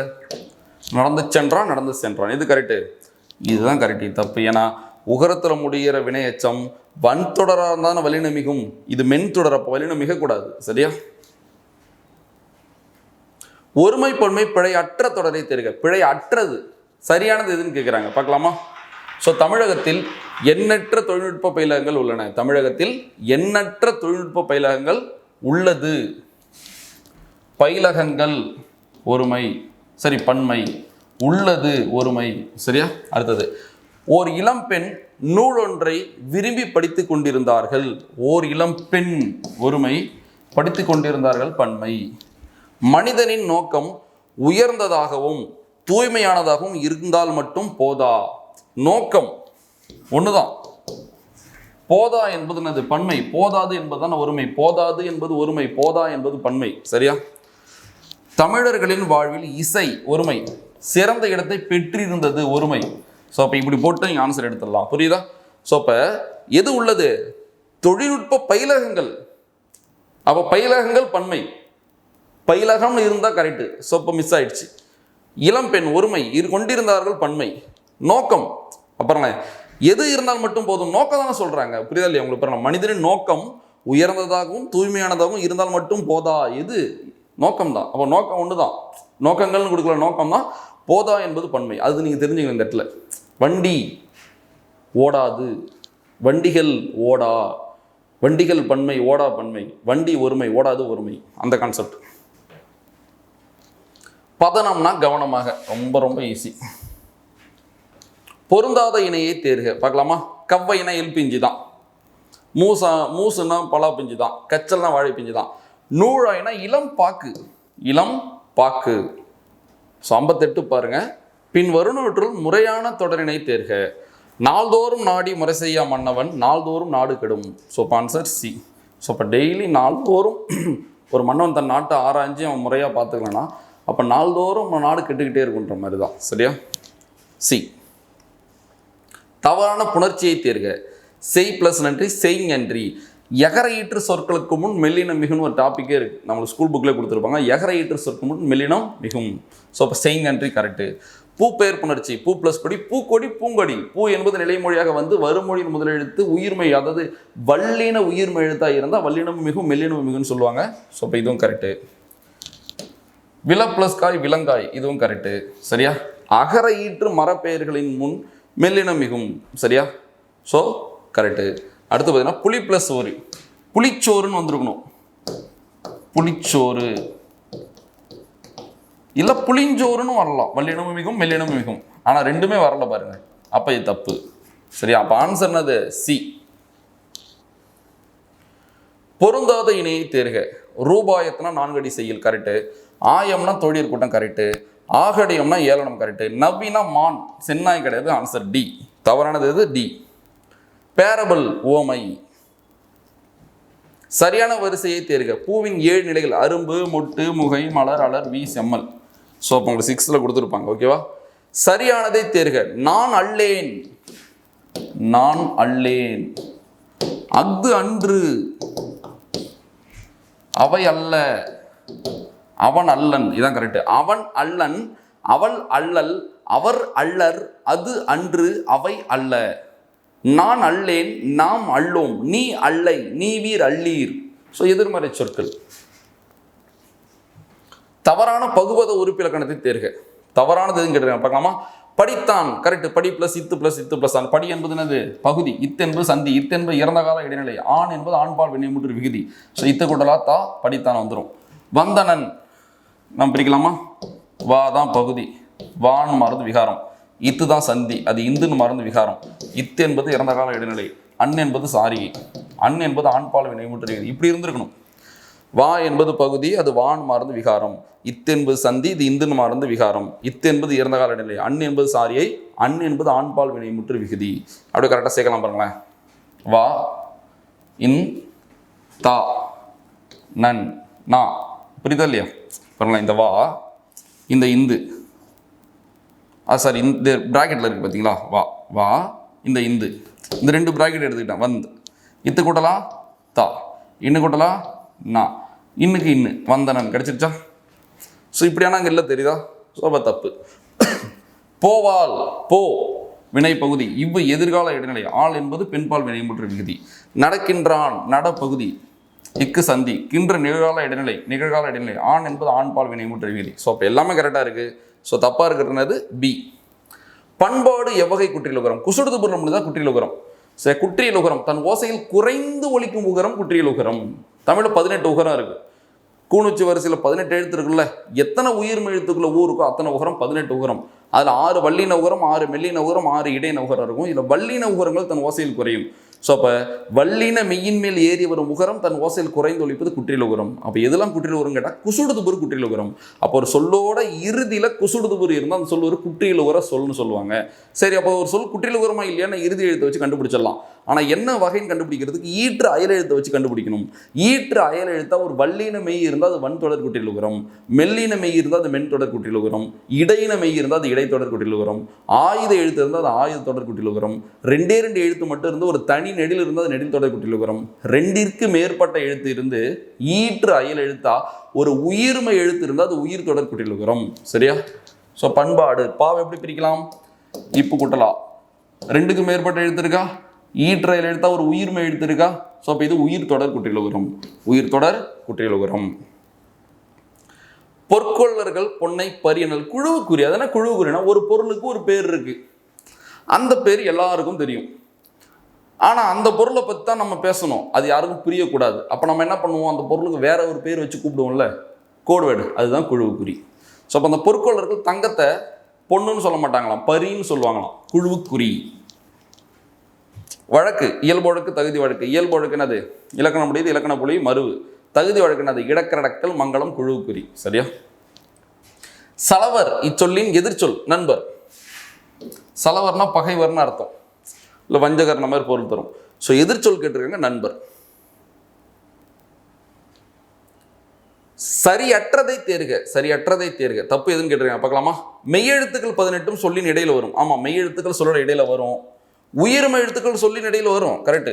ஆயுத எழுத்து சொல்லின் முதலிலும் இடையிலும் வரும். ஆயுத எழுத்து சொல்லோட முதலும் இடையிலும் வரும். தப்பு தானே? ஆயுத எழுத்து எங்கே தான் வரும்? சொல்லோட இடையில தானே வரும். மெய்யெழுத்துக்கள் சொல்லின் முதலில் வராது. மெய்யெழுத்து பாருங்க, மெய்யெழுத்துக்கள் பன்மை, வாரா பன்மை. மெய்யெழுத்துன்னு சொன்னால் ஒருமை, வாராதுன்னு சொன்னால் அது ஒருமை. இந்த மாதிரி நீங்கள் கவனிக்கணும். சரியா? ஸோ அப்போ இது ஒருமை பன்மையில் கரெக்டாகவும் இருக்குது, ப்ளஸ் அந்த பாயிண்ட்டும் கரெக்டு. மெய்யெழுத்துக்கள் சொல்லின் முதலில் வராது. அப்போ தப்பானது இது சி. கண்ணன் பாடம் படித்தான் எவ்வகை தொடர்? இந்த தன்வினைக்கும் செய்வினைக்கும் உடன்பாட்டுக்கும் செய்திக்கும் நிறைய தொடர்பு இருக்குது. சரியா? கிட்டத்தட்ட சொல்ல போனோம்னா எல்லாமே மேக்ஸிமம் ஒன்று தான். தன்வினைக்கும் செய்வினைக்கும் வேறுபாடு இருக்குது. ஆனால் தன்வினையும் உடன்பாடும் செய்தியும், செய்வினையும் உடன்பாடும் செய்தியும் மேக்ஸிமம் ஒன்றாவே இருக்கும். ஸோ இப்போ கண்ணன் பாடம் படித்தான், அதுனா உடன்பாடு. ஒரு செயல் நடந்தால் அது உடன்பாடு, நடக்கலன்னா அது எதிர்மறை. பாடம் படித்தான், அப்போ அது உடன்பாட்டு தொடர். அங்கே ஒரு செய்தியை சொல்லுது பாருங்க, கண்ணன் என்பவன் பாடத்தை படித்தான் என்ற செய்தியை சொல்கிறனால அது செய்தி தொடர். ஸோ இப்போ ரெண்டுத்துக்கும் செட் ஆகும், ரெண்டுத்துக்குமே செட் ஆகும். ஓகேவா?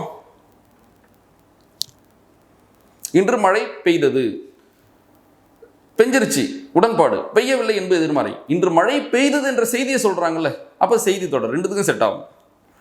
எழுத்து வழக்கில் தவறான சொல்லை தேர்க. எழுத்து வழக்கில் தவறானது. பதற்றம் கரெக்டு, கோத்து தான் கரெக்டு, கோர்த்து என்பது தப்பு, கோத்து தான் கரெக்டு. அருகில் கரெக்டு. மனதில், மனத்தில்னு வரணும், மனத்தில், மனத்தில் தான் கரெக்டு. ஏன்னு கேட்டீங்கன்னா விதியும் இருக்கு. மனது, நான் ஒற்று இரட்டைக்குன்னு சொன்னேன்ல, இட்டு இரு, அது போல சில நேரம் அந்த தகர ஈற்று சொற்களுக்கு முன்னாடி இத்து வரும். சரியா? மனது பிளஸ் இல், மனத்து பிளஸ் இல்னு மாறி மனத்தில்னு வரும். ஸோ தெரிஞ்சுங்க, மனத்தில் தான் கரெக்டு. பல பொருள் தரும் ஒரு சொல் எது என்பது திரிச்சொல். அனைவருக்கும் பொருள் புரிகிறது இயற்சொல், கற்றோருக்கு மட்டும் பொருள் புரிகிறது திரிச்சொல். அதாவது சொற்பொருள்னு சொல்லலாம். நம்ம படிக்கிறோம்ல செய்யுள் வழக்கு, அதான் திசை சொல். வட திசை தவிர்த்து மற்ற அனைத்து திசைகள்லேருந்து வந்து சேர்ந்தது திசை சொல். வட திசையிலே வந்து வடச்சொல். இதெல்லாம் நமக்கு தெரிஞ்சது தானே? சரியா? இந்த திரிச்சொல்லே ஒரே பொருள் குறிக்கும் பல திரிச்சொற்கள், பல பொருள் குறிக்கும் ஒரு திரிச்சொற்கள் நம்மளே ஸ்கூல் புக்லேயே படிச்சிருக்கோம். சரியா? இப்போ வங்கம், நாவாய்னா எதை குறிக்கும்? கப்பலை குறிக்கும். சரியா?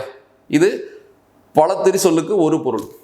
இது ஒரே திரிசொல்லுக்கு பல பொருளும் இருக்கும். சரி, இப்போ இதழ், உதடும் இதழ் தான், பூவோட இதழும் இதழ் தான், பனை ஓலையும் இதழ் தான், நாளிதழும் இதழ் தான், இந்த மாதிரி தான்.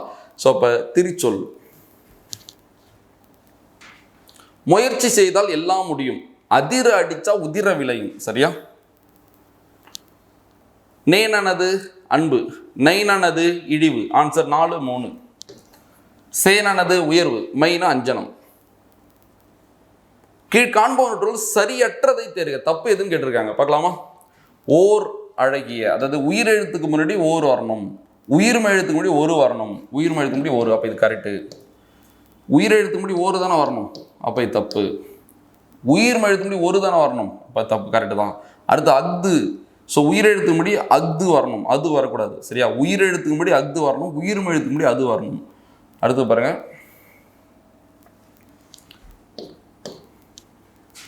ஸோ இப்போ கரெக்டாக இருக்குது. அப்போ எது தப்பு? பி தான் தப்பு. என்ன தப்புன்னு தெரியுதுல்ல? கா, கானா காக்குள்ள காவை எப்படி பிரிக்கலாம்? இக்கு பிளஸ் ஆ. காவோட இணை எழுத்து, இக்கோட இணை எழுத்து இங்கு. அது என்ன இணை எழுத்துக்கள்? எந்தெந்த எழுத்து ஒரே இடத்துல பிறக்குதோ அதெல்லாம் ஒரே இனம். இக்கு இங்கு ரெண்டும் ஒரே இடத்துல பிறக்கும். சரியா? நாவின் முதல் பகுதி, அன்னத்தின் அடிப்பகுதி. இச்சி இஞ்சி, இட்டு இன்னு, இத்து இந்து, இப்பு இம்மு, இரு இன்னு, இது எல்லாமே இணை எழுத்துக்கள். சரியா? ஸோ இப்போ எக்கு இங்கு, இக்கு இங்கு நாவின் முதல் பகுதி, அன்னத்தின் அடிப்பகுதி. இச்சி இஞ்சி நாவினிடை, அன்னத்தினிடை. இட்டு இன்னு நாவினுனி, அன்னத்தினுனி. இத்து இந்து நாவினுனி, பள்ளினடி. இப்பு இம்மு மேலிதழ் கீழிதழ். இரு இன்னு நாவினுனி, அன்னத்தினுனில் மிகவும் பொருந்துதல்னு வரும். ஸோ இதனால தான் வல்லினமும் மெல்லினமும் ஒரே இனம். ஒரு வல்லினத்துக்கு ஒரு மெல்லினம், ஒரு மெல்லினத்துக்கு ஒரு வல்லினம். இக்குக்கு இங்கு, இச்சுக்கு இஞ்சி, இட்டுக்கு இன்னு, இத்துக்கு இந்து, இப்புக்கு இம்மு, இருக்கு இன்னு. ஸோ இப்போ இன எழுத்துக்கள்லாம் என்னன்னா எந்தெந்த எழுத்துக்கள் ஒரே இடத்துல பிறக்குதோ அதெல்லாம் ஒரே இனம். சரியா? பொருள் வேறுபாடு அறிக. விலை, பொருளின் மதிப்பு. விலை, விளைத்தல், உண்டாக்குதல். விழை, விருப்பம். விழைனது விருப்பம்னு அர்த்தம். Answer D. நாவின் நுனி, மேல் அன்னத்தின் முதல் பகுதியை தொட்டு வருவதால் தோன்றுவது ர. இந்த லாவுக்கு தடித்துன்ற வார்த்தை கோடு விட மாதிரி வரும். சரியா? ஸோ இப்போ இந்த ரெண்டுக்கு அப்படி வராது. ஸோ இப்போ இதுக்கு இடை பகுதி வரும், இதுக்கு தான் முதல் பகுதி வரும். இது அந்த டாபிக் டெப்த்தாக படித்தா புரியும். ரொம்ப ரொம்ப எளிமையானது தான். சொல்லும் பொருளும் பொருந்தாது எதுன்னு கேட்டிருக்காங்க. பொருந்தாது எதுன்னு கேட்டிருக்காங்க, பார்க்கலாமா? மல்ல எடுத்தனா வலிமை பெற்ற, சமர்னா போர், எக்களிப்புனா பெருமகிழ்ச்சி, தண்டருன்னா குளிர்ந்த கருணைன்னு அர்த்தம்.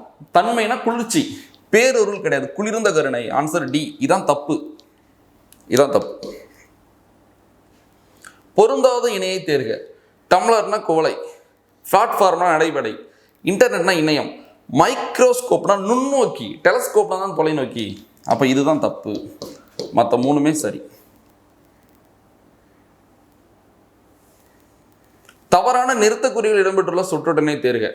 சேரர்களின் பட்டப்பெயர்களில் கொல்லி, வெற்பன், மலையமான் போன்றவை குறிப்பிடத்தக்கவை. இது கரெக்டாக இருக்கு. பூமித்தாயே, என் அன்னையின் உடலை நீ அன்போடு காப்பாயாக. நேர்கூற்றுன்ற டாபிக் படித்தாதான் உங்களுக்கு இந்த ஓரளவு இந்த நிறுத்தற்குறியோட கனெக்ட் ஆகும். நிறுத்தற்குறிக்கும் நேர்கூற்றும் நிறைய தொடர்பு இருக்குது. சரியா? நேர்கூற்றுனா ஒருத்தர் சொன்னதை அவர் சொன்ன மாதிரியே சொல்கிறது நேர்கூற்று. சரியா? அந்த நேர்கூற்றில் இரட்டை மேற்கூறுக்குள்ளி பயன்படுத்துவாங்க. சரியா? என்று கூறி குடியினுள் அழகிய மலர் படுக்கையை பரப்பினான். இங்கேயும் கரெக்டாக இருக்குது. இணை நிலா பேச்சு போட்டியில் பங்கேற்றார், வெற்றி பெற்றார், பரிசை தட்டி சென்றார். இங்கே தப்பாக இருக்குது. சரியா? அரை புள்ளி வரணும். என்ன புள்ளி வரணும்? அரை புள்ளி. இணைய நிலா பேச்சு போட்டியில் பங்கேற்றார், வெற்றி பெற்றார், பரிசை தட்டி சென்றார். அது ஓகே. ஸோ அப்போ இங்கே கமா போட்டாங்க, இங்கே அரை புள்ளி வந்திருக்கணும். சரியா?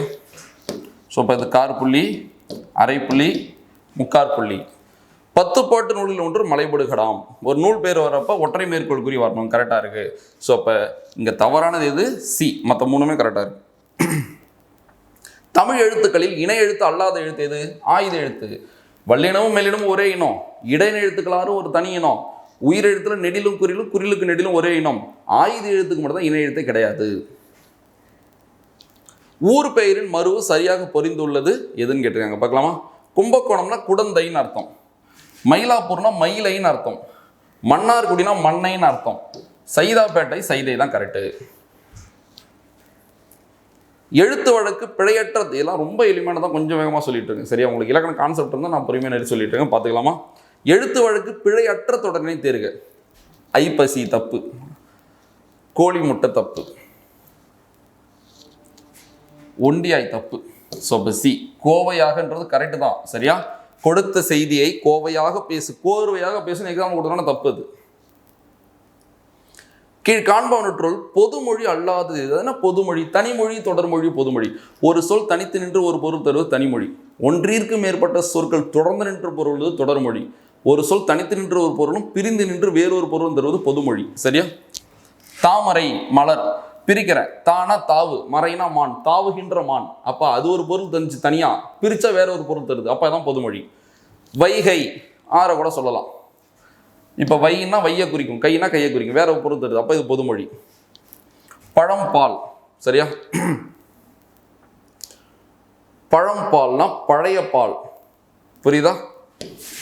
பழமை பிளஸ் பால். ஈறு பதில் மை போயிடுமா? பழ பிளஸ் பால். பாக்குள்ள இப்போ எழுத்து இம்மு. அப்போ பழம்பால். அப்போ பாருங்க, பழம்பால்னு சொன்னா நீங்க பழமும் பாலும்னு சொல்லலாம். அப்போ எவ்வளோ நுணுக்கம் இருக்கு பாருங்க தமிழ். இந்த இடத்துல இது இப்படிதான் கொஸ்டின் அமைப்பாங்க. பழம்பால் இது தனிமொழி என்றால் அதன் பொருள் என்னன்னு கேட்டுருவான். சரியா? ஸோ அப்போ தனிமொழியாக இருந்தால் அது பொருள் என்னது? பழமையான பால்னு அர்த்தம். இதுவை நான் பிரிக்கிறேன். பழம் தனியா, பால் தனியா. இப்போ பழமும் பாலும்னு அர்த்தம். சரியா? திரையினா நான் சொன்ன சுருக்கங்கள்னு அர்த்தம். அப்போ இது தனி பொருள், இதான் தனிமொழி. இது மூணுமே பொதுமொழி. கீழ் கன்றவற்றுள் பொதுமொழி அல்லாததுன்னு கேட்டாங்க. அப்போ தாமரை, வைகை, பழம்பால் இது எல்லாமே என்னது? பொதுமொழி. பொதுமொழி அல்லாதது எது? திரை. சொற்களை இணைத்து புதிய சொல் உருவாக்குதல் தவறான சொல்லினை தேர்க. ரொம்ப ஈஸி. மணி மேகலை கரெக்டு. ஸோ மணி மேகலை. மணி விளக்கு கரெக்டு. மணி ப்ளஸ் விளக்கு. பூ மணி கரெக்டு. பூ மணி. தேன்வான் தப்பு. எதுனா தேன்வான். ஸோ இது தப்பு. கீழ் காண்பவற்றுள் தவறானதை தேர்க. இது தவறானதுன்னு கேட்டிருக்காங்க. பார்க்கலாமா? அவ்வகை, இவ்வகை, எவ்வகை என்னும் சொற்களின் பின் வல்லினம் மிகும். மிகும். அவ்வகை சொல் இச்சு போடலாம். அவ்வகை சொல் இச்சு போடலாம். தனி குறிலை அடுத்து வரும் ஆகார சொல்லின் வல்லினம் மிகும். ஆமா, நிலா. தனி குறிலு ஒரு ஆகாரம். ஆகாரம்னு தெரியுதா? அகரம் ஆகாரம். இது அகரம், அகர வரிசை. இது ஆகார வரிசை. ஏன்னா அதுக்குள்ள ஆ இருக்கும், இதுக்குள்ள ஆ இருக்கும். நிலாச்சோறு இச்சு போடலாம். ஸோ அப்போ தனி குறிலை அடுத்து ஒரு ஆகார எழுத்து வந்தால் வல்லினம் மிகும். அப்போதைய, இப்போதைய, எப்போதைய என்னும் சொல்லின் பின் வல்லினம் மிகும். ஸோ இது தப்பு. ஆ, இ, ஏ, அந்த, இந்த, எந்த, அங்கு, இங்கு, எங்கு, அதற்கு, இதற்கு, எதற்கு, அப்படி, இப்படி, எப்படி, அவ்வகை, இவ்வகை, எவ்வகை இதில் தான் வல்லினம் மிகுமே தவிர அப்போதே, இப்போது, எப்போதைய வல்லினம் மிகாது. தப்பு. 2 வட சொற்கள் சேரும் இடத்தில் வல்லினம் மிகாது. ஆமாம், 2 வட சொற்கள் சேர்ந்தால் வல்லினம் மிகாது. இது புதுசாக இருக்கும், கொஞ்சம் தெரிஞ்சுங்க. சரியா? கோடிட்ட இடத்திற்கு பொருத்தமான சொல்லி தேர்க. மாணவன் டேஷ் கையால் பரிசை பெற்றுக்கொண்டான். மாணவன் ஒருமை. அப்ப தனது கையால். சரியா? தனது கையால் பரிசு பெற்றுக்கொண்டான். மரியாதைனா தமதுன்னு வரணும். பின் வருணவற்றுள் பல பொருள் தரும் ஒரு சொல்லை தேர்ந்தெடுக்க. மேன்மை, லக்குமி, அடை, மரியாதை, திரு. ஸோ அந்த மேன்மைனாலே திரு தானே, ஈஸியாக எடுத்துடலாம். நெடிலோடு உயிர் தொடர் குற்றியலுகரங்களும் தர ஒற்று இரட்டும் வேற்றுமை மிகவே. நான் சொன்னல, ஒரு சொல்லோட இதில் டூரு இருந்தால் ஒற்று இரட்டிக்கலாம். நெடில் தொடர் உயிர் தொடர் குற்றியலுகரம் நான் சொன்னல, 7+ இலக்கியத்தில் சொல்லியிருப்பேன்ல. நிலைமொழி நெடில் தொடர் உயிர் தொடர் குற்றியலுகரமாக இருந்தால், டூரு இருந்தால் ஒற்றை இரட்டிச்சிக்கலாம். அதான் விதியை கொடுத்துருக்காங்க. நெடிலோடு உயிர் தொடர் குற்றியலுகரங்களும் தர ஒற்று இரட்டும் வேற்றுமை மிகவே. சரியா? இந்த விதி தான் அது. ஸோ பாருங்க, டர. காடு ப்ளஸ் கோழி காட்டுக்கோழி, அந்த கான்செப்ட் தான். சோறு ப்ளஸ் பானை சோற்று பானை. இது ஒரு பத்தி. இந்த பத்தியை படித்து நம்ம வினா அளிக்கிற மாதிரி இருக்கும். ரொம்ப ஈஸி தான், படிச்சிடலாம். ஆல்ரெடி ஃபுல்லாக ஒரு இதில் படிச்சு நம்ம ஆன்சர் பார்த்துக்கலாம். தென்றல் அசைந்து வரும் தென் தமிழ்நாட்டில் அமைந்த திருக்குற்றாலம் மலைவளம் படைத்த பழம்பதியாகும். அம்மலையிலேயே கோங்கும் வேங்கையும் ஓங்கி வளரும், குரவமும் முல்லையும் நறுமணங்கமழும், கோலமாமையில் தொகை விரித்தாடும், தேனுண்ட வண்டுகள் தமிழ் பாட்டிசைக்கும். அத்தகைய மலையினின்று விரைந்து வழிந்து இறங்கும் வெள்ளருவி வட்டச்சுனையில் வீழ்ந்து பொங்கும் பொழுது சிதறும் நீர்த்திவிலைகள் பாலாவி போல் பறந்து எழுந்து மஞ்சினோடு சேர்ந்து கொஞ்சு குழாவும். வேநீர் காலத்தில் திருக்குற்றால மலையில் வீசும் மெல்லிய பூங்காற்று மருந்து செடிகளின் நலங்களை கவர்ந்து வருவதால் நலிந்த உடலை தேற்றும் நன்மருந்தாகும். ஸோ இப்போ இந்த பத்தியிலேருந்து உங்களுக்கு சில வினாக்கள் கேட்டிருக்காங்க, பார்க்கலாமா? தென் தமிழ்நாட்டில் மலைவளம் படைத்த பழம்பதி எதுன்னு கேட்டிருக்காங்க, பாருங்களேன். திருக்குற்றாலம். ஆன்சர் என்னது? திருக்குற்றாலம். Answer C. அடுத்து போயிடலாமா? பத்தியில் இடம்பெற்றுள்ள மரங்கள் எவை? சரியா? ஸோ மரங்கள் பார்க்கலாமா? கோங்கும் வேங்கையும். கோங்கும் வேங்கையும். தமிழ் பாட்டிசைக்கும் உயிரினம் எது? வண்டு. சரியா? பாருங்களேன். தேனுண்ட வண்டுகள் தமிழ் பாட்டிசைக்கும். ஆன்சர் அது வண்டுகள். Answer D. அடுத்தது பாருங்க. குற்றால மலையில் நறுமணம் கமழும் மலர்கள் எவை? ஸோ பாருங்களேன். குரவமும் முல்லையும். குரவமும் முல்லையும். ஆன்சர் என்னது? பி. ஆன்சர் என்ன வரும்? பி வரும். ஓகேவா?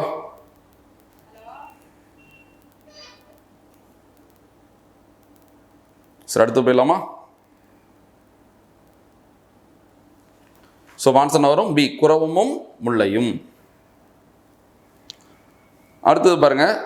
அறிவை நின்று சிதறும் நீர்த்திவலைகளுக்கு கூறப்பட்டுள்ள ஓமை யாது? ஸோ பாலாவி. ஆன்சர் என்னது? பாலாவி. ஸோ இங்கே கொடுத்துருவாங்க பாருங்களேன். பாலாவி. அதாவது இப்போ தண்ணி அருவிலேருந்து ஊற்றுது இல்லை?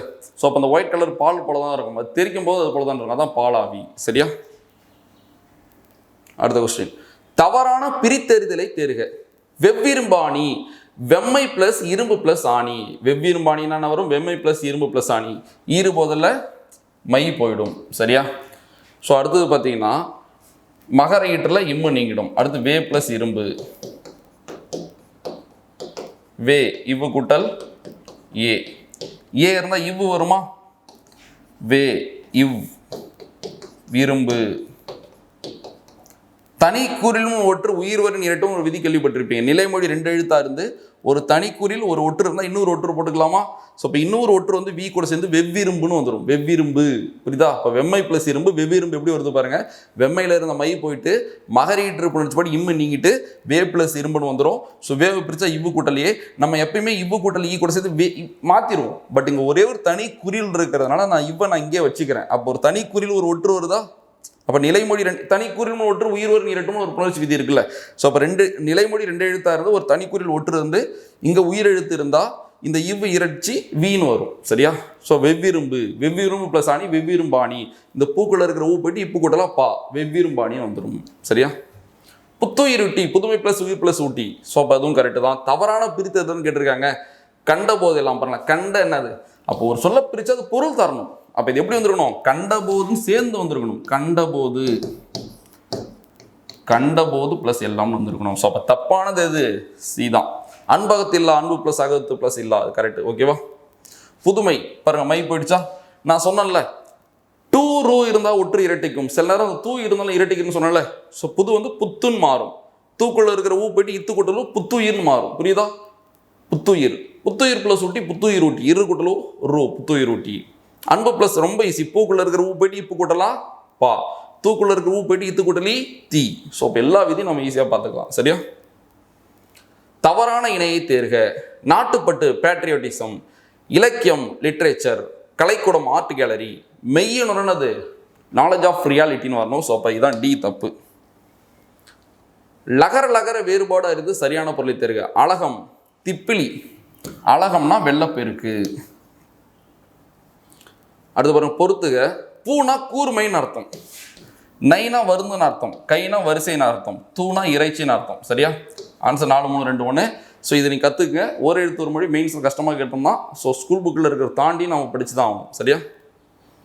ஸோ கடைசி வினா பாருங்கள். கீழ்கான கூற்றுகளை காண்க. அண்மை சுட்டுக்குரிய எழுத்து இ. ஆமாம், இவன் இ கரெக்டு. இந்த வீடு என்பது அகச்சுட்டு ஆகும். இல்லை, அகச்சுட்டுனா என்னன்னா அந்த சுற்றுல இருக்கிற சுற்றெழுத்தை நான் நீக்கிட்டா மற்ற எழுத்து பொருளே தரக்கூடாது. இங்கே வீடு என்பது பொருள் தரும்ல, ஸோ பை தப்பு. இன்னும் சொன்னால் அது இவ்வீடு. இவ்வீடு என்பது புறச்சுட்டு. ஏன் சொன்னால் ஈ நீக்கிட்டா வீடு பொருள் தரும். இவ்வீடு தான் இந்த வீடுன்னு மாறும். அது சுட்டு திரிபு. புறச்சுட்டில் ஏற்படும் மாறுபாடு தான் சுட்டு திரிபு. அகச்சுட்டுனா என்ன? ஒரு சொல்ல சுற்றெழுத்தை நீக்கிட்டா மற்ற எழுத்து பொருள் தரலன்னா அது அகச்சுட்டு. புறச்சுட்டுனா என்ன? ஒரு சொல்ல சுற்றெழுத்தை நீக்கினாலும் மற்ற எழுத்து பொருள் தந்தால் அது புறச்சுட்டு. அந்த புறச்சுட்டு தான் சுட்டு திரிபாக மாறும்னு சொல்கிறேன். சரியா? ஸோ அப்போ இந்த வீடு என்பது சுட்டு திரிபுல வரும். ஓகேவா? ஸோ அப்போ இது தப்பு, 2 தப்பு. அம்மரம் இப்பள்ளி என்பன புறச்சுட்டு. ஆமாம், இப்போ நாம நீக்கிட்டா மரம், ஈ நீக்கிட்டா பள்ளி. ஸோ இது என்னது? புறச்சுட்டு. அப்போ இது கரெக்டு தான். ஸோ அப்போ கூற்று 2 மற்றும் தவறு. ஸோ அப்போ அந்த 100 வினாக்கள் வந்து பார்த்திங்கன்னா புதிய பாடத்திட்டத்தின் அடிப்படையில் கொஞ்சம் எளிமையாக தான் இருந்திருக்கும். இதுலேருந்து ஒரு 10, 12 வினாக்கள் நம்ம கொஞ்சம் கற்றுக்கிற மாதிரி இருந்திருக்கும். ஸோ தொடர்ந்து கடுமையாக படிங்க. ஸோ இன்னும் நாட்கள் இருக்குது. ஸோ கண்டிப்பாக நம்மளோட எய்ம் என்னன்னா வர குரூப் 4 வெற்றி அடைகிறது தான். ஸோ வானம் வசப்படும் பேட்ச் அது உங்களுக்கு ரொம்ப ரொம்ப உதவியாக இருக்கும். ஸோ அடுத்த எக்ஸ்பிளேஷனில் சந்திக்கலாம். நன்றி.